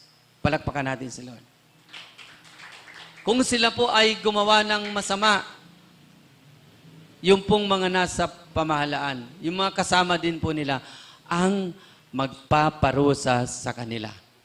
Mayroon po tayong judiciary, one of the branches, 3 branches of our government, na siya pong nakasakop dyan po sa pagpaparusa. Nandyan po yung ombudsman, nandyan po yung sandigan bayan, nandyan po yung ating mga korte. Nandyan ba tayo mga kapatid? At kung sa 3 sangay na ito ng pamahalaan natin, executive, legislative, and judiciary, ay pare-parehong mayroon pong korupsyon. Hallelujah. Hanggat mayroong mga anak ng Diyos na tumatayo sa kanyang mga salita, sa salita ng Diyos, gagalaw at gagalaw ang Panginoon upang ang mga korupsyon nito sa 3 sangay ng ating pamahalaan ay magkaroon po ng galaw ang Diyos in favor to His Word alone. In favor to God's Word alone. In favor to the kingdom of our Lord Jesus Christ. Palakpakan natin si Lord. Verse 5. So you must submit to them, not only to avoid punishment, but also to keep a clear conscience. Ang sabi po dito, hindi lamang upang maiwasan natin ang parusa, kundi magkaroon tayo ng malinis na budhi. Sabihin mo, malinis na budhi. Di ba kapag ating pong buhay, ang ating pong kaisipan, ang ating pong puso ay punong-puno po ng mansa ng maruming politika at tayo po'y haharap sa Panginoon. Maaring nagpipray ka sa Panginoon, maaring nagbabasa ka ng kanyang mga salita, maaring nandun ka sa worship service, nandun po ang ating pong budhi. Kinakatagpo ng Espiritu ng Diyos ang ating budhi. At ang sabi po dito, yung ating pong budhi, kapag tayo po ay nagpapasakop sa mga governing authorities, ay nagkakaroon tayo ng tinatawag na clear conscience. Sabi mo, clear conscience. Malinis na budhi. Palakpakan natin ang ating Panginoon. Mag-umpisa tayo sa ating sariling tahanan, sa Share the Word, Apostolic Ministries International. I-check natin ang ating mga sarili. Sa issue ng politika, i-check natin ating mga sarili sa issue ng korupsyon. Saan ka ba ngayon nakabayas? At kung tatanungin mo po ako kung saan tayo dapat nakabayas, tayo po ay dapat bias tayo sa sinasabi ng salita ng Diyos. Palakpakan natin si Lord. Doon tayo dapat bias sapagkat kapag bias tayo sa Word of God, yung pong tinatawag na kasamaan o yung pong kamalian ay hindi po magkakaroon po ng interference sa ating pong mga konsensya. Magkakaroon po tayo ng isang malinis na budhi. Hallelujah. Verse 6, pay your taxes too. Magbayad kayo ng inyong buwis sapagkat ito po ay parte ng ating pong pagpapasakop sa mga namamahala sa ating pong pamahalaan. Ngayong grabe po ang issue ng korupsyon, hindi po dapat tayong mag-withhold ng ating buwis. Magbuwis pa rin po tayo. At yun nga, kahit ayaw nating magbuwis, mayroon pong VAT. Hindi mo na po pwedeng tanggihan yan. Dahil pag bumili ka po, mayroon na pong value-added tax. Pero may mga buwis na kailangan mong pumunta sa BIR. Katulad ng pagbubuwis ng yung mga real property taxes. Yung inyong negosyo, binubuwisan upang hindi tayo maging illegal. Maging ang church natin. Nagkakaroon tayo ng reportorial sa BIR. Magbubuwis pa rin po tayo kung tayo po hinihingian ng buwis. At mga bayarin upang tayo po ay makapamuhay sa ating pong lipunan. Palakpakan po natin ang ating Panginoon. Pay your taxes too for the same reasons. For government workers need to be paid. They are serving God in what they do. Yung ating mga buwis, sabi dito ay ipinangpapasweldo natin sa kanila. Siyempre yung iba nakakalusot, nagnanakaw. Amen? Dito, ipag-pray din natin ang Commission on Audit na siguradong sangkot din dyan. Sapagkat dyan po sa mga proyekto ng flood control, ay nandun po ang COA. Bakit po lumulusot? Na nakakapaningil po sila. Kaya po dapat ang ipag-imbestiga po dito ay samahan po natin ng patuloy na prayer from us. Paano tayo magpe-pray nang naayon sa kalooban ng Panginoon kung mayroon po tayong bias sa isa pong political party? Amen ba? Ipag-pray natin sila. Hallelujah. Verse 7. Last verse. Give to everyone what you owe them. Pay your taxes and government fees to those who collect them. And give respect and honor to those who are in authority. Ito yung mahirap, di ba? Magbigay kayo ng galang doon sa mga nasa pamunuan. Ang hirap sa atin, paano tayo gagalang doon sa kitang-kita mong kasama po siya sa korupsyon. Base sa iyong judgment, kasama siya sa korupsyon. Pero hindi po doon nagtatapos sapagkat mayroon pong governing authorities. Kung ang isa bang napagbintangan na nagnakaw ay naparusahan, ang tanong sa ating mga Kristiyano, tapos na ba ang pagrespeto mo sa kanya? O kailan matatapos ang pagrespeto mo sa kanya bilang siya po ay governing authorities? Matatapos po ang iyong pagrespeto sa kanya bilang governing authorities kung siya po ay natanggal sa kanya pong pwesto dahil sa kanya pong kasalanan ng korupsyon. Amen ba? Dahil siya po ay natanggal na sa kanya pong posisyon, hindi ka na po hinihingian ng salita ng Diyos na siya po ay irespeto bilang governing authority sapagkat siya po ay natanggal na sa kanya pong posisyon dahil po sa korupsyon. Amen ba mga kapatid? Sa mensaheng ito, mga kapatid, mag-observe tayo ng mga manampalataya. At ipag-pray natin sa Panginoon na magkaroon, na ma-maximize yung inihingi ng ating saligang batas doon sa mga gumagawa ng korupsyon. Ma-maximize yung mga kaparaanan upang mapatunayan ng isa pong nasa pamahalaan ay nagkasala ng korupsyon. Wala po dapat na nasa shortcut. Nasasabihin na ito ay nagkasala, kulong na agad. Dapat dumaan po sa tinatawag na due process. Mayroon pong proseso. Amen? Ako ay malungkot bilang isang mamamayan. Malungkot ako dahil nagkaroon ng interruption sa due process. Itong naging desisyon ng Supreme Court sa nakalipas na desisyon patungkol sa impeachment process o impeachment trial ng ating Vice Presidente. So hindi na po natin makita yung accountability. Tanging impeachment process ang paraan ng accountability nitong mga impeachable officials. Kaya ako po personal akong nalungkot. Dahil yung pong Korte Suprema ay nagbaba na po ng kanilang pong tinatawag na desisyon. Pwede mo pakisabi sa iyong katabi, kapatid, ano man ang naging reaction mo? Natuwa ka man? Sabi mo, natuwa ka man? O nalungkot sa desisyon ng Korte Suprema? Sabi mo sa iyong katabi, magpipray pa rin tayo na manaig ang salita ng Diyos. Palakpakan natin ang ating Panginoon.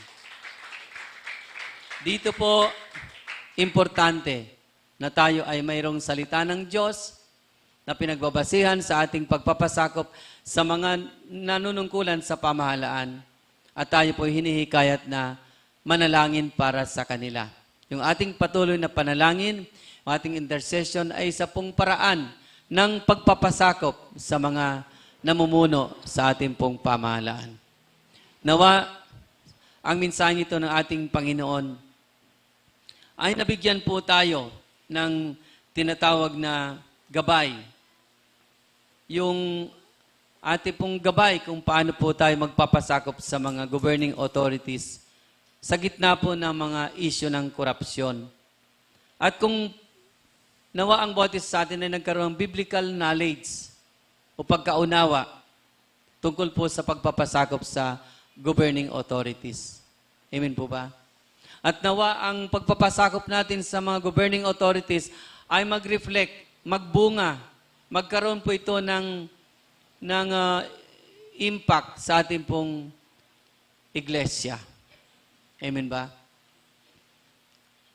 Magkaroon po ito ng impact sa ating pong pagpapasakop sa ating pong mga leaders sa church, sa ating mga pastor, sa ating mga elders, sa ating mga ministry heads, sapagkat ang lahat ng ito ay nagmumula sa ating Panginoon.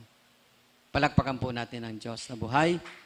At iniling ko ang bawat isa na tayo po ay tumayo at ipanalangin sa Panginoon ang Kanya pong mensahe na ating pong napakinggan. Submission to governing authorities. Pagpapasakop sa mga pinuno ng pamahalaan. Thank you, Jesus. Samahan niyo po akong manalangin ng mula sa ating puso. Ating pong ituon sa Diyos, sa ating Diyos na buhay, ang ating mga kalooban. Ituon natin sa Kanya ang ating atensyon sa mga oras na ito.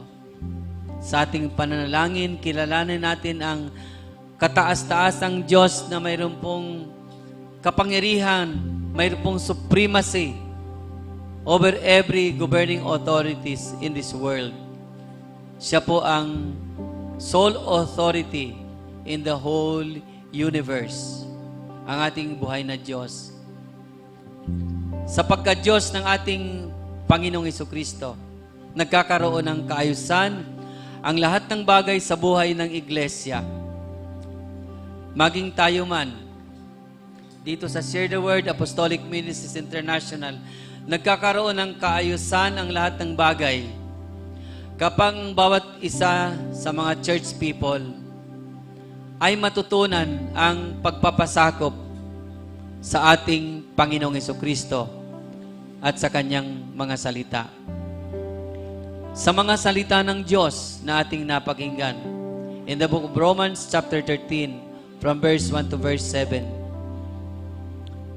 dalangin ko, O Diyos, hallelujah, na ang mga salita ninyo na aming napakinggan ngayong umaga, ito, Panginoon, ay magbigay sa amin ng ibayong kalakasan, espiritual, Panginoon.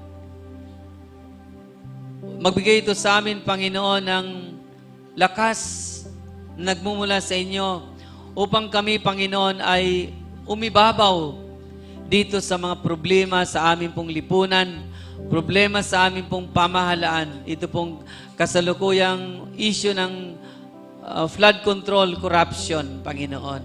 At iba't iba pang mga corruptions sa tatlong sangay ng aming pamahalaan. sa executive, legislative, and judiciary. Dalangin namin, O Diyos, na kaming mga anak mo, Panginoon, ay kami po ang pag-umpisahan, Panginoon, ng pagsasaayos ng aming buhay, Panginoon, dito po sa aming bansang Pilipinas. Saan man po kami naroon, nandito man kami sa Pilipinas o nasa labas kami ng Pilipinas, Panginoon, idinadalangin ko, O Diyos, hallelujah, ng church people ang pag-umpisahan, Panginoon, ng kaayusan base sa inyong mga salita, Panginoon. Dalangin ko, O Diyos, ng mga salita mo, O Diyos, ang maging pundasyon, maging sandigan, Panginoon, maging pinagkukuhanan ng mga prinsipyo at mga pananaw, Panginoon, mga reforma, O Diyos, patungo sa amin pong isyu ng amin pong bansa, Panginoon. Kung saan, Panginoon, nais po namin na magkaroon ng solusyon, ito pong nabuksan, Panginoon, na mga nakasikretong mga korupsyon na ngayon, Panginoon, ay nalantad, Panginoon. Nagpapasalamat kami sa inyo, O Diyos, sapagkat alam namin hindi po tao ang naglantad nito, Panginoon, kundi kayo po, O Diyos, ang naglantad nito. Kayo po ay mayroon pong aktibong paggalaw sa aming pong bansa, Panginoon, at nagpapasalamat kami, O Diyos, sapagkat kayo na aming Diyos at Panginoon, ang Diyos ng Biblia, ang Diyos ni Abraham, ni Isaac at ni Jacob. Kayo na aming Diyos, in the name of Jesus Christ our Lord, ay kumikilos, Panginoon, sa aming pong bansang Pilipinas, Panginoon. Gaano man, O Diyos, kasama ang mga nailalagay na sa panunungkulan, Panginoon, dahil kayo po, O Diyos, ang pinanggagalingan ng lahat po ng mga pamahalang ito. Kayo rin po ang may kapangyarihang gumalaw at mag-alis, Panginoon, ng mga namumuno, O Diyos, na hindi po, Panginoon, sumasang-ayon sa iyo pong authority, Panginoon. Sa iyong divine and soul, supreme authority of God. Ang sino man, Panginoon, sumasalungat dito, O Diyos, katulad ni Satanas, Panginoon, siya po ay itinapon mula sa kalangitan at siya, Panginoon, hindi na makababalik sa kalangitan, Panginoon. Ganon din, O Diyos, ang mga authorities sa aming pong pamahalaan, na hindi po gumagawa na niyo pong kalooban, Panginoon, nagtitiwala kami sa inyo, O Diyos, na hindi po kayo nagpapabaya. Nakatingin kayo, Panginoon. Dalangin ko, Panginoon, na huwag po kayong pangunahan ng iyong mga anak, Panginoon. Kung ano pang dapat gawin, Panginoon, kundi sa magitan ng patuloy na intercession, Panginoon, pananalangin para sa mga namumuno, Panginoon, kayo po'y makagalaw sa iyong kaparaanan, O Diyos. Hallelujah. At maging sa buhay ng iyong pong mga anak, sa mga church people, Panginoon, maging dito sa Share the Word Apostolic Ministries International, Panginoon. Kung ang iyong mga anak, Panginoon, kung ang iyong katawan, O Diyos, ay nagkakawatak-watak dahil, Panginoon, sa impluensya ng politika, Panginoon, dalangin ko, O Diyos, paghilumin nga po ninyo. Lord, heal the church, Panginoon, from division, Lord, because of different perspective in their political perspective, Lord God. I pray to heal the church, Lord God. Make the church as one body of our Lord Jesus Christ, Lord. As you have prayed in John chapter 17, na nais mo magkaisa ang iyong katawan, Panginoon. Nang ulo ay ang Panginoong Jesucristo. Hallelujah. Lord, dalangin ko, O Diyos, na mga kapatiran, Panginoon, na dumaranas, Panginoon, ng kaguluhan sa pong mga kaisipan, dumaranas, Panginoon, kalituhan, Panginoon, dahil po sa issue ng politika, Lord. Dalangin ko ng kapayapaan ni Kristo ang siyang dumaloy sa kanilang pong mga buhay. Mula sa kanilang mga puso at kanilang mga kalooban, Panginoon. Sa kanilang mga kaisipan, sa kanilang kaluluwa, Panginoon. Pagpalain mo, O Diyos, ang bawat isa na yung presensya, Panginoon. Let the presence of Jesus Christ, the manifest presence of our Lord Jesus Christ, be manifested upon every soul of your people, Panginoon. Maraming salamat, Lord. Pinapasalamatan ka namin sa iyong kabutihan, Panginoon, sa iyong kagandahang loob, O Diyos, sa iyong biyaya, Panginoon, hallelujah, na patuloy, O Diyos, na siyang kumikilos sa loob ng body of Christ, Panginoon, ang biyaya ng Diyos, ang unmerited favor of God, Panginoon. Lord, ilayo mo po ang church sa rebellion, Panginoon. Ilayo mo ang church people, Panginoon, sa pagre-rebelde sa mga kinauukulan, Panginoon, sapagkat hindi po yun ang iyong kalooban, O Diyos. Hallelujah.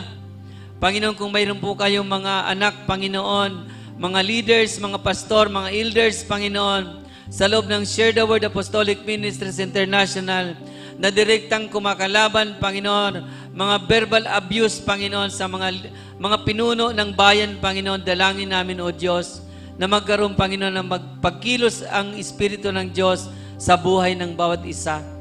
Lord, dalangin namin, Panginoon, ang epekto ng masamang politika sa buhay ng church, Panginoon, ang epekto nito, Lord. Dalangin namin na paghilumin niyo po.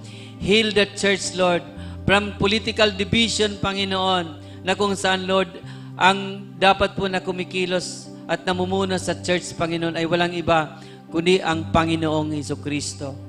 Salamat ng marami, O God, sa mga nakarinig yung mensahe, Lord. Pagpalain mo pa ang ganapong pangunawa, Panginoon. Magkaroon sila, Panginoon, ng knowledge, Lord God. Pangunawa, Panginoon, kung paano po magpapasakop from biblical perspective sa mga government authorities sa gitna ng mga korupsyon na ito, Panginoon. Dalangin ko rin, Lord, na magkaroon ng gabay, maranasan ng bawat isa ang gabay, Panginoon, guidance ng banal mong Espiritu, Panginoon, ang pagtuturo ng banal mong Espiritu, Panginoon, sa buhay ng bawat church people, Panginoon. Higit sa lahat sa mga pamunuan, Panginoon, ng Iglesia, Panginoon, sa mga elders, Panginoon, sa mga deacons, sa mga ministry heads, Panginoon, ng aming mga outreaches, Panginoon. Dalangin ko, Diyos, na magmanifesto, Panginoon, ang katotohanan ito, O Diyos, na ang bawat isa ay dapat magpasako, Panginoon, sa mga namumuno sa aming pong pamahalaan. Lalo't higit, Panginoon, sa mga namumuno sa aming pong mga iglesia, mga local outreaches, Panginoon. Dalangin ko, O Diyos, na kayo po ang siyang manaig sa mensaheng ito, Panginoon. Kayo po ang manaig sa buhay ng mga anak mo, Panginoon. Ang mga nag-aalinlangan sa inyo, O Diyos, ay bigyan, Panginoon, ng pagkakataon, O Diyos, na magbago ng pananaw, Panginoon, at ipasakop lamang sa inyo ang buong buhay niya, ang lahat ng aspeto ng kanyang buhay, espiritu, kaluluwa at katawan, Panginoon. Masumpungan mong naglilingkod sa inyo nang may kaluguran sa iyong paningin, Panginoon. Masumpungan mong sumasamba sa iyo, nagpupuri sa iyo, Panginoon, na may kaluguran sa iyong paningin, Panginoon. Hindi, O Diyos, hindi, Panginoon, hati-hati. Ang kalahati ay nasa paglilingkod sa iyo at ang kalahati, Panginoon, ay nasa pagre-rebelde sa iyo, Lord. Purify, Panginoon, the submission of your church, Panginoon, to the governing authorities, Lord God. At ang makakapag-purify lamang sa amin, Panginoon, ay ang kapangyarihan ng iyong mga salita, Panginoon. Na ito lamang, O Diyos, ang may kapangyarihang basagin ang mga pagmamatigas sa puso ng iyong mga anak at magpasakop lamang sa kapangyarihan ng iyong mga salita, Panginoon. Because your word is infallible, perfect and complete, Panginoon, without error, Lord God. Dalangin ko, O Diyos, ng bawat nakarinig, Panginoon, ay maranasan niya, Panginoon, ang pagkilos ng banal na Espiritu to transform more and more, to do more transformation in his or in her life, Panginoon, in its every one of your children. Salamat ng marami, Panginoon. At amin din pong tinata sa inyo, O Diyos, ito pong amin pong pamahalaan na patuloy, Panginoon, ang mga paglalaban-laban sa loob mismo, Panginoon, ng aming pamahalaan. Dahil, Panginoon, ang pinagugatan ay ang partido ng politikang kanilang kinabibilangan. Panginoon, kung wala pong nagkaroon ng mga paglalaban-laban sa politika, walang korupsyon na malalantad, Panginoon. Ngunit dahil, Lord, mayroong mga nangyayaring mga pag-aaway-away, Panginoon, pinayagan mo ito, O Diyos, upang malantad, Panginoon, ang matinding korupsyon sa tatlong sangay ng aming pamahalaan, in the executive branch, in the legislative branch, and in the judiciary branch of government. Panginoon, dalangin namin, O Diyos, na kumilos, Panginoon, ang iyong mga salita, O Diyos, sa loob ng aming mga sangay ng pamahalaan. At dalangin namin, Panginoon, pagkilos ng banal mong Espiritu, Panginoon, sa lahat ng dako ng aming bansang Pilipinas, sa Luzon, sa Visayas at sa Mindanao, Panginoon, at maging sa katubigan, Panginoon, ng buong Pilipinas, O Diyos. Dalangin ko sa pangalan ni Jesus ang pagkilos, ang aktibong pagkilos ng banal mong Espiritu, Panginoon. And we are holding on to your word. in the book of Romans chapter 8, verse 28, that all things work together for good to them who love God, to those who are called according to His glorious riches in glory, in the name of Jesus Christ. Hallelujah. Hallelujah. Hallelujah. Purihin natin ang Panginoon, mga kapatid. Ang Diyos natin ay Diyos na sumasagot sa mga panalangin ng Kanyang mga anak. Gaano man ito kahirap ibigkasin sa ating mga labi. Ngunit tayo tinutulungan ng Kanyang banal na Espiritu. Hindi natin alam kung anong ating bibigkasin sa panalangin. But the Holy Spirit intercede and give us the groanings that we need in prayer upang makaabot sa Diyos ang ating mga hinaing. Hallelujah! Hallelujah! Hallelujah! Jesus Christ! Hallelujah! Salita mo, panghahawakan ko. Glory to God! Hallelujah! Salita mo, tapat at totoo. Lahat ay nasa'yo. Sapat sa buhay ko. Salita mo ay Awitan natin ang ating buhay na Diyos, na ating minamahal na Diyos. Awitan natin siya, mga kapatid. Glory to God. Hallelujah. Hawakan ko. Salita mo, Jesus. tapat at totoo. Linisin mo po, O Diyos, ang budhi ng bawat isa, Panginoon. Sapagat nais namin kayo ay awitan, Panginoon. Sapagat nais namin maging katanggap-tanggap kami sa iyong harapan, Panginoon. Hallelujah, hallelujah. Salita mo, paghahawakan ko. Salita mo, tapat at totoo. Lahat ay nasa iyo. Sapat sa buhay ko. Salita mo ay nararanasan ko. Gawin nating panalangin yan, na ang salita ng Diyos ay maging karanasan natin. Maranasan natin ang salita ng Diyos. Let the truth of God's Word transmit into your being. I pray and I declare in Jesus' name na mangyari yan sa iyong buhay. In Jesus' mighty name. Buhay ko, salita mo ay nararanasan ko.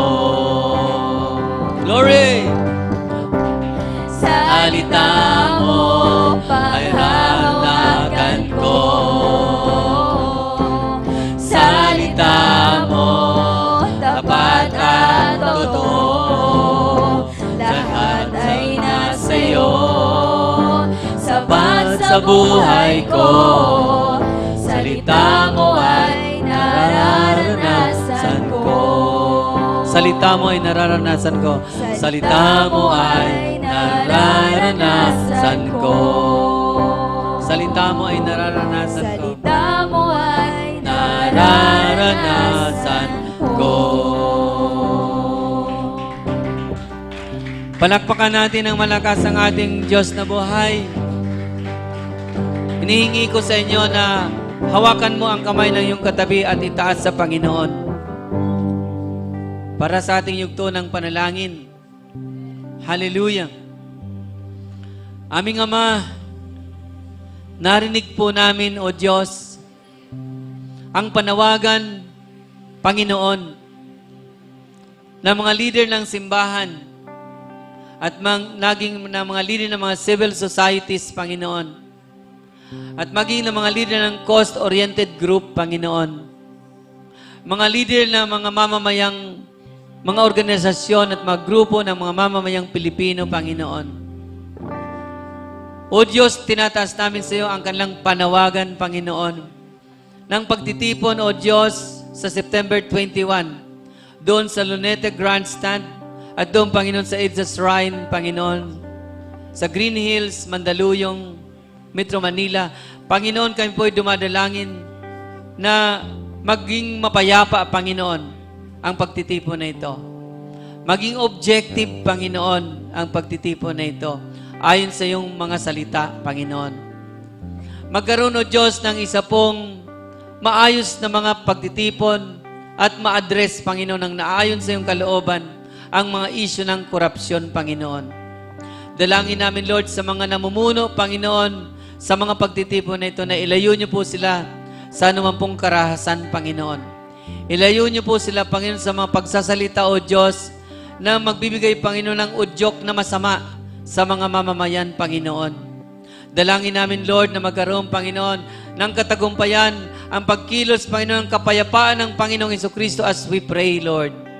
Ng kapayapaan ng Panginoong Jesucristo ang siyang maranasan, Panginoon, sa mga pagtitipon sa September 21. Dalangin namin, O Diyos, na mga dadalo, Panginoon, ay magkaroon, O Diyos, ng karanasan sa iyong pagkilos na ang pangyaring ito, Panginoon, ay galaw ng Diyos sa aming pong bansa, Panginoon. Sapagkat hindi po kayo papayag ng pandaraya, Panginoon, sa kinaukulan. Pandaraya, Panginoon, sa amin pong mga namumuno sa pamahalaan, Panginoon. Hindi po kayo papayag na ang pandaraya ang siya pong mamamayani, Panginoon. Sapagkat kayo po ay Diyos ng katotohanan. Hindi po kayo papayag, Panginoon, na ang pagnanakaw, Lord, sa amin pong mga sangay ng pamahalaan ay magpapatuloy, Panginoon. Sapagkat kayo po ang Diyos na nakakaalam at nakakabatid ng mga detalye, Panginoon, ng pangyayaring ito. Kayo po ang may kapangyarihan, O Diyos, na kumilos sa lahat ng ito, Panginoon. Dalangin namin, Lord, na maging maayos, Lord, ang mga isyu na ito, Panginoon. Maparusahan ang dapat maparusahan, Panginoon. Malantad, Panginoon, ang dapat na malantad, Panginoon. Wala po kayong kinukonsenti na masama, Panginoon. Kaya, O Diyos, kami nagtitiwala sa aming pong panalangin ito. We declare that our trust, that our faith is in our Lord Jesus Christ. Dinadalangin din namin, Panginoon, si Brother Jimboy, Panginoon, sa kanya pong fever, si Sister Nora Rima, sa kanya pong pagkahilo, Panginoon. Kayo po ang Diyos, Panginoon, na higit sa kanino man, Panginoon. Maging sa mga pangalan ng mga sakit at karamdaman, kayo po, Panginoon, yung pong kapamahalan at kapangyarihan na higit sa lahat, Panginoon. As you have said, Lord, in the book of Matthew chapter 28, verse 19, all powers and authority in heaven and on earth has been given to me. Lord, we rebuke the sickness and diseases na nasa katawan ng aming mga kapatid na ito. In Jesus' name, leave the body, the sick body, and leave the body free from fever. Leave the body from dizziness in the name of Jesus Christ. Salamat ng marami aming Ama. Pinagkakatiwala po namin sa iyo ang lahat ng ito sa pangalan ni Jesus, ang aming Panginoon. Ang natin magsabi ng Amen and Amen. God bless you all. Makakaupo na po tayo sa oras na ito.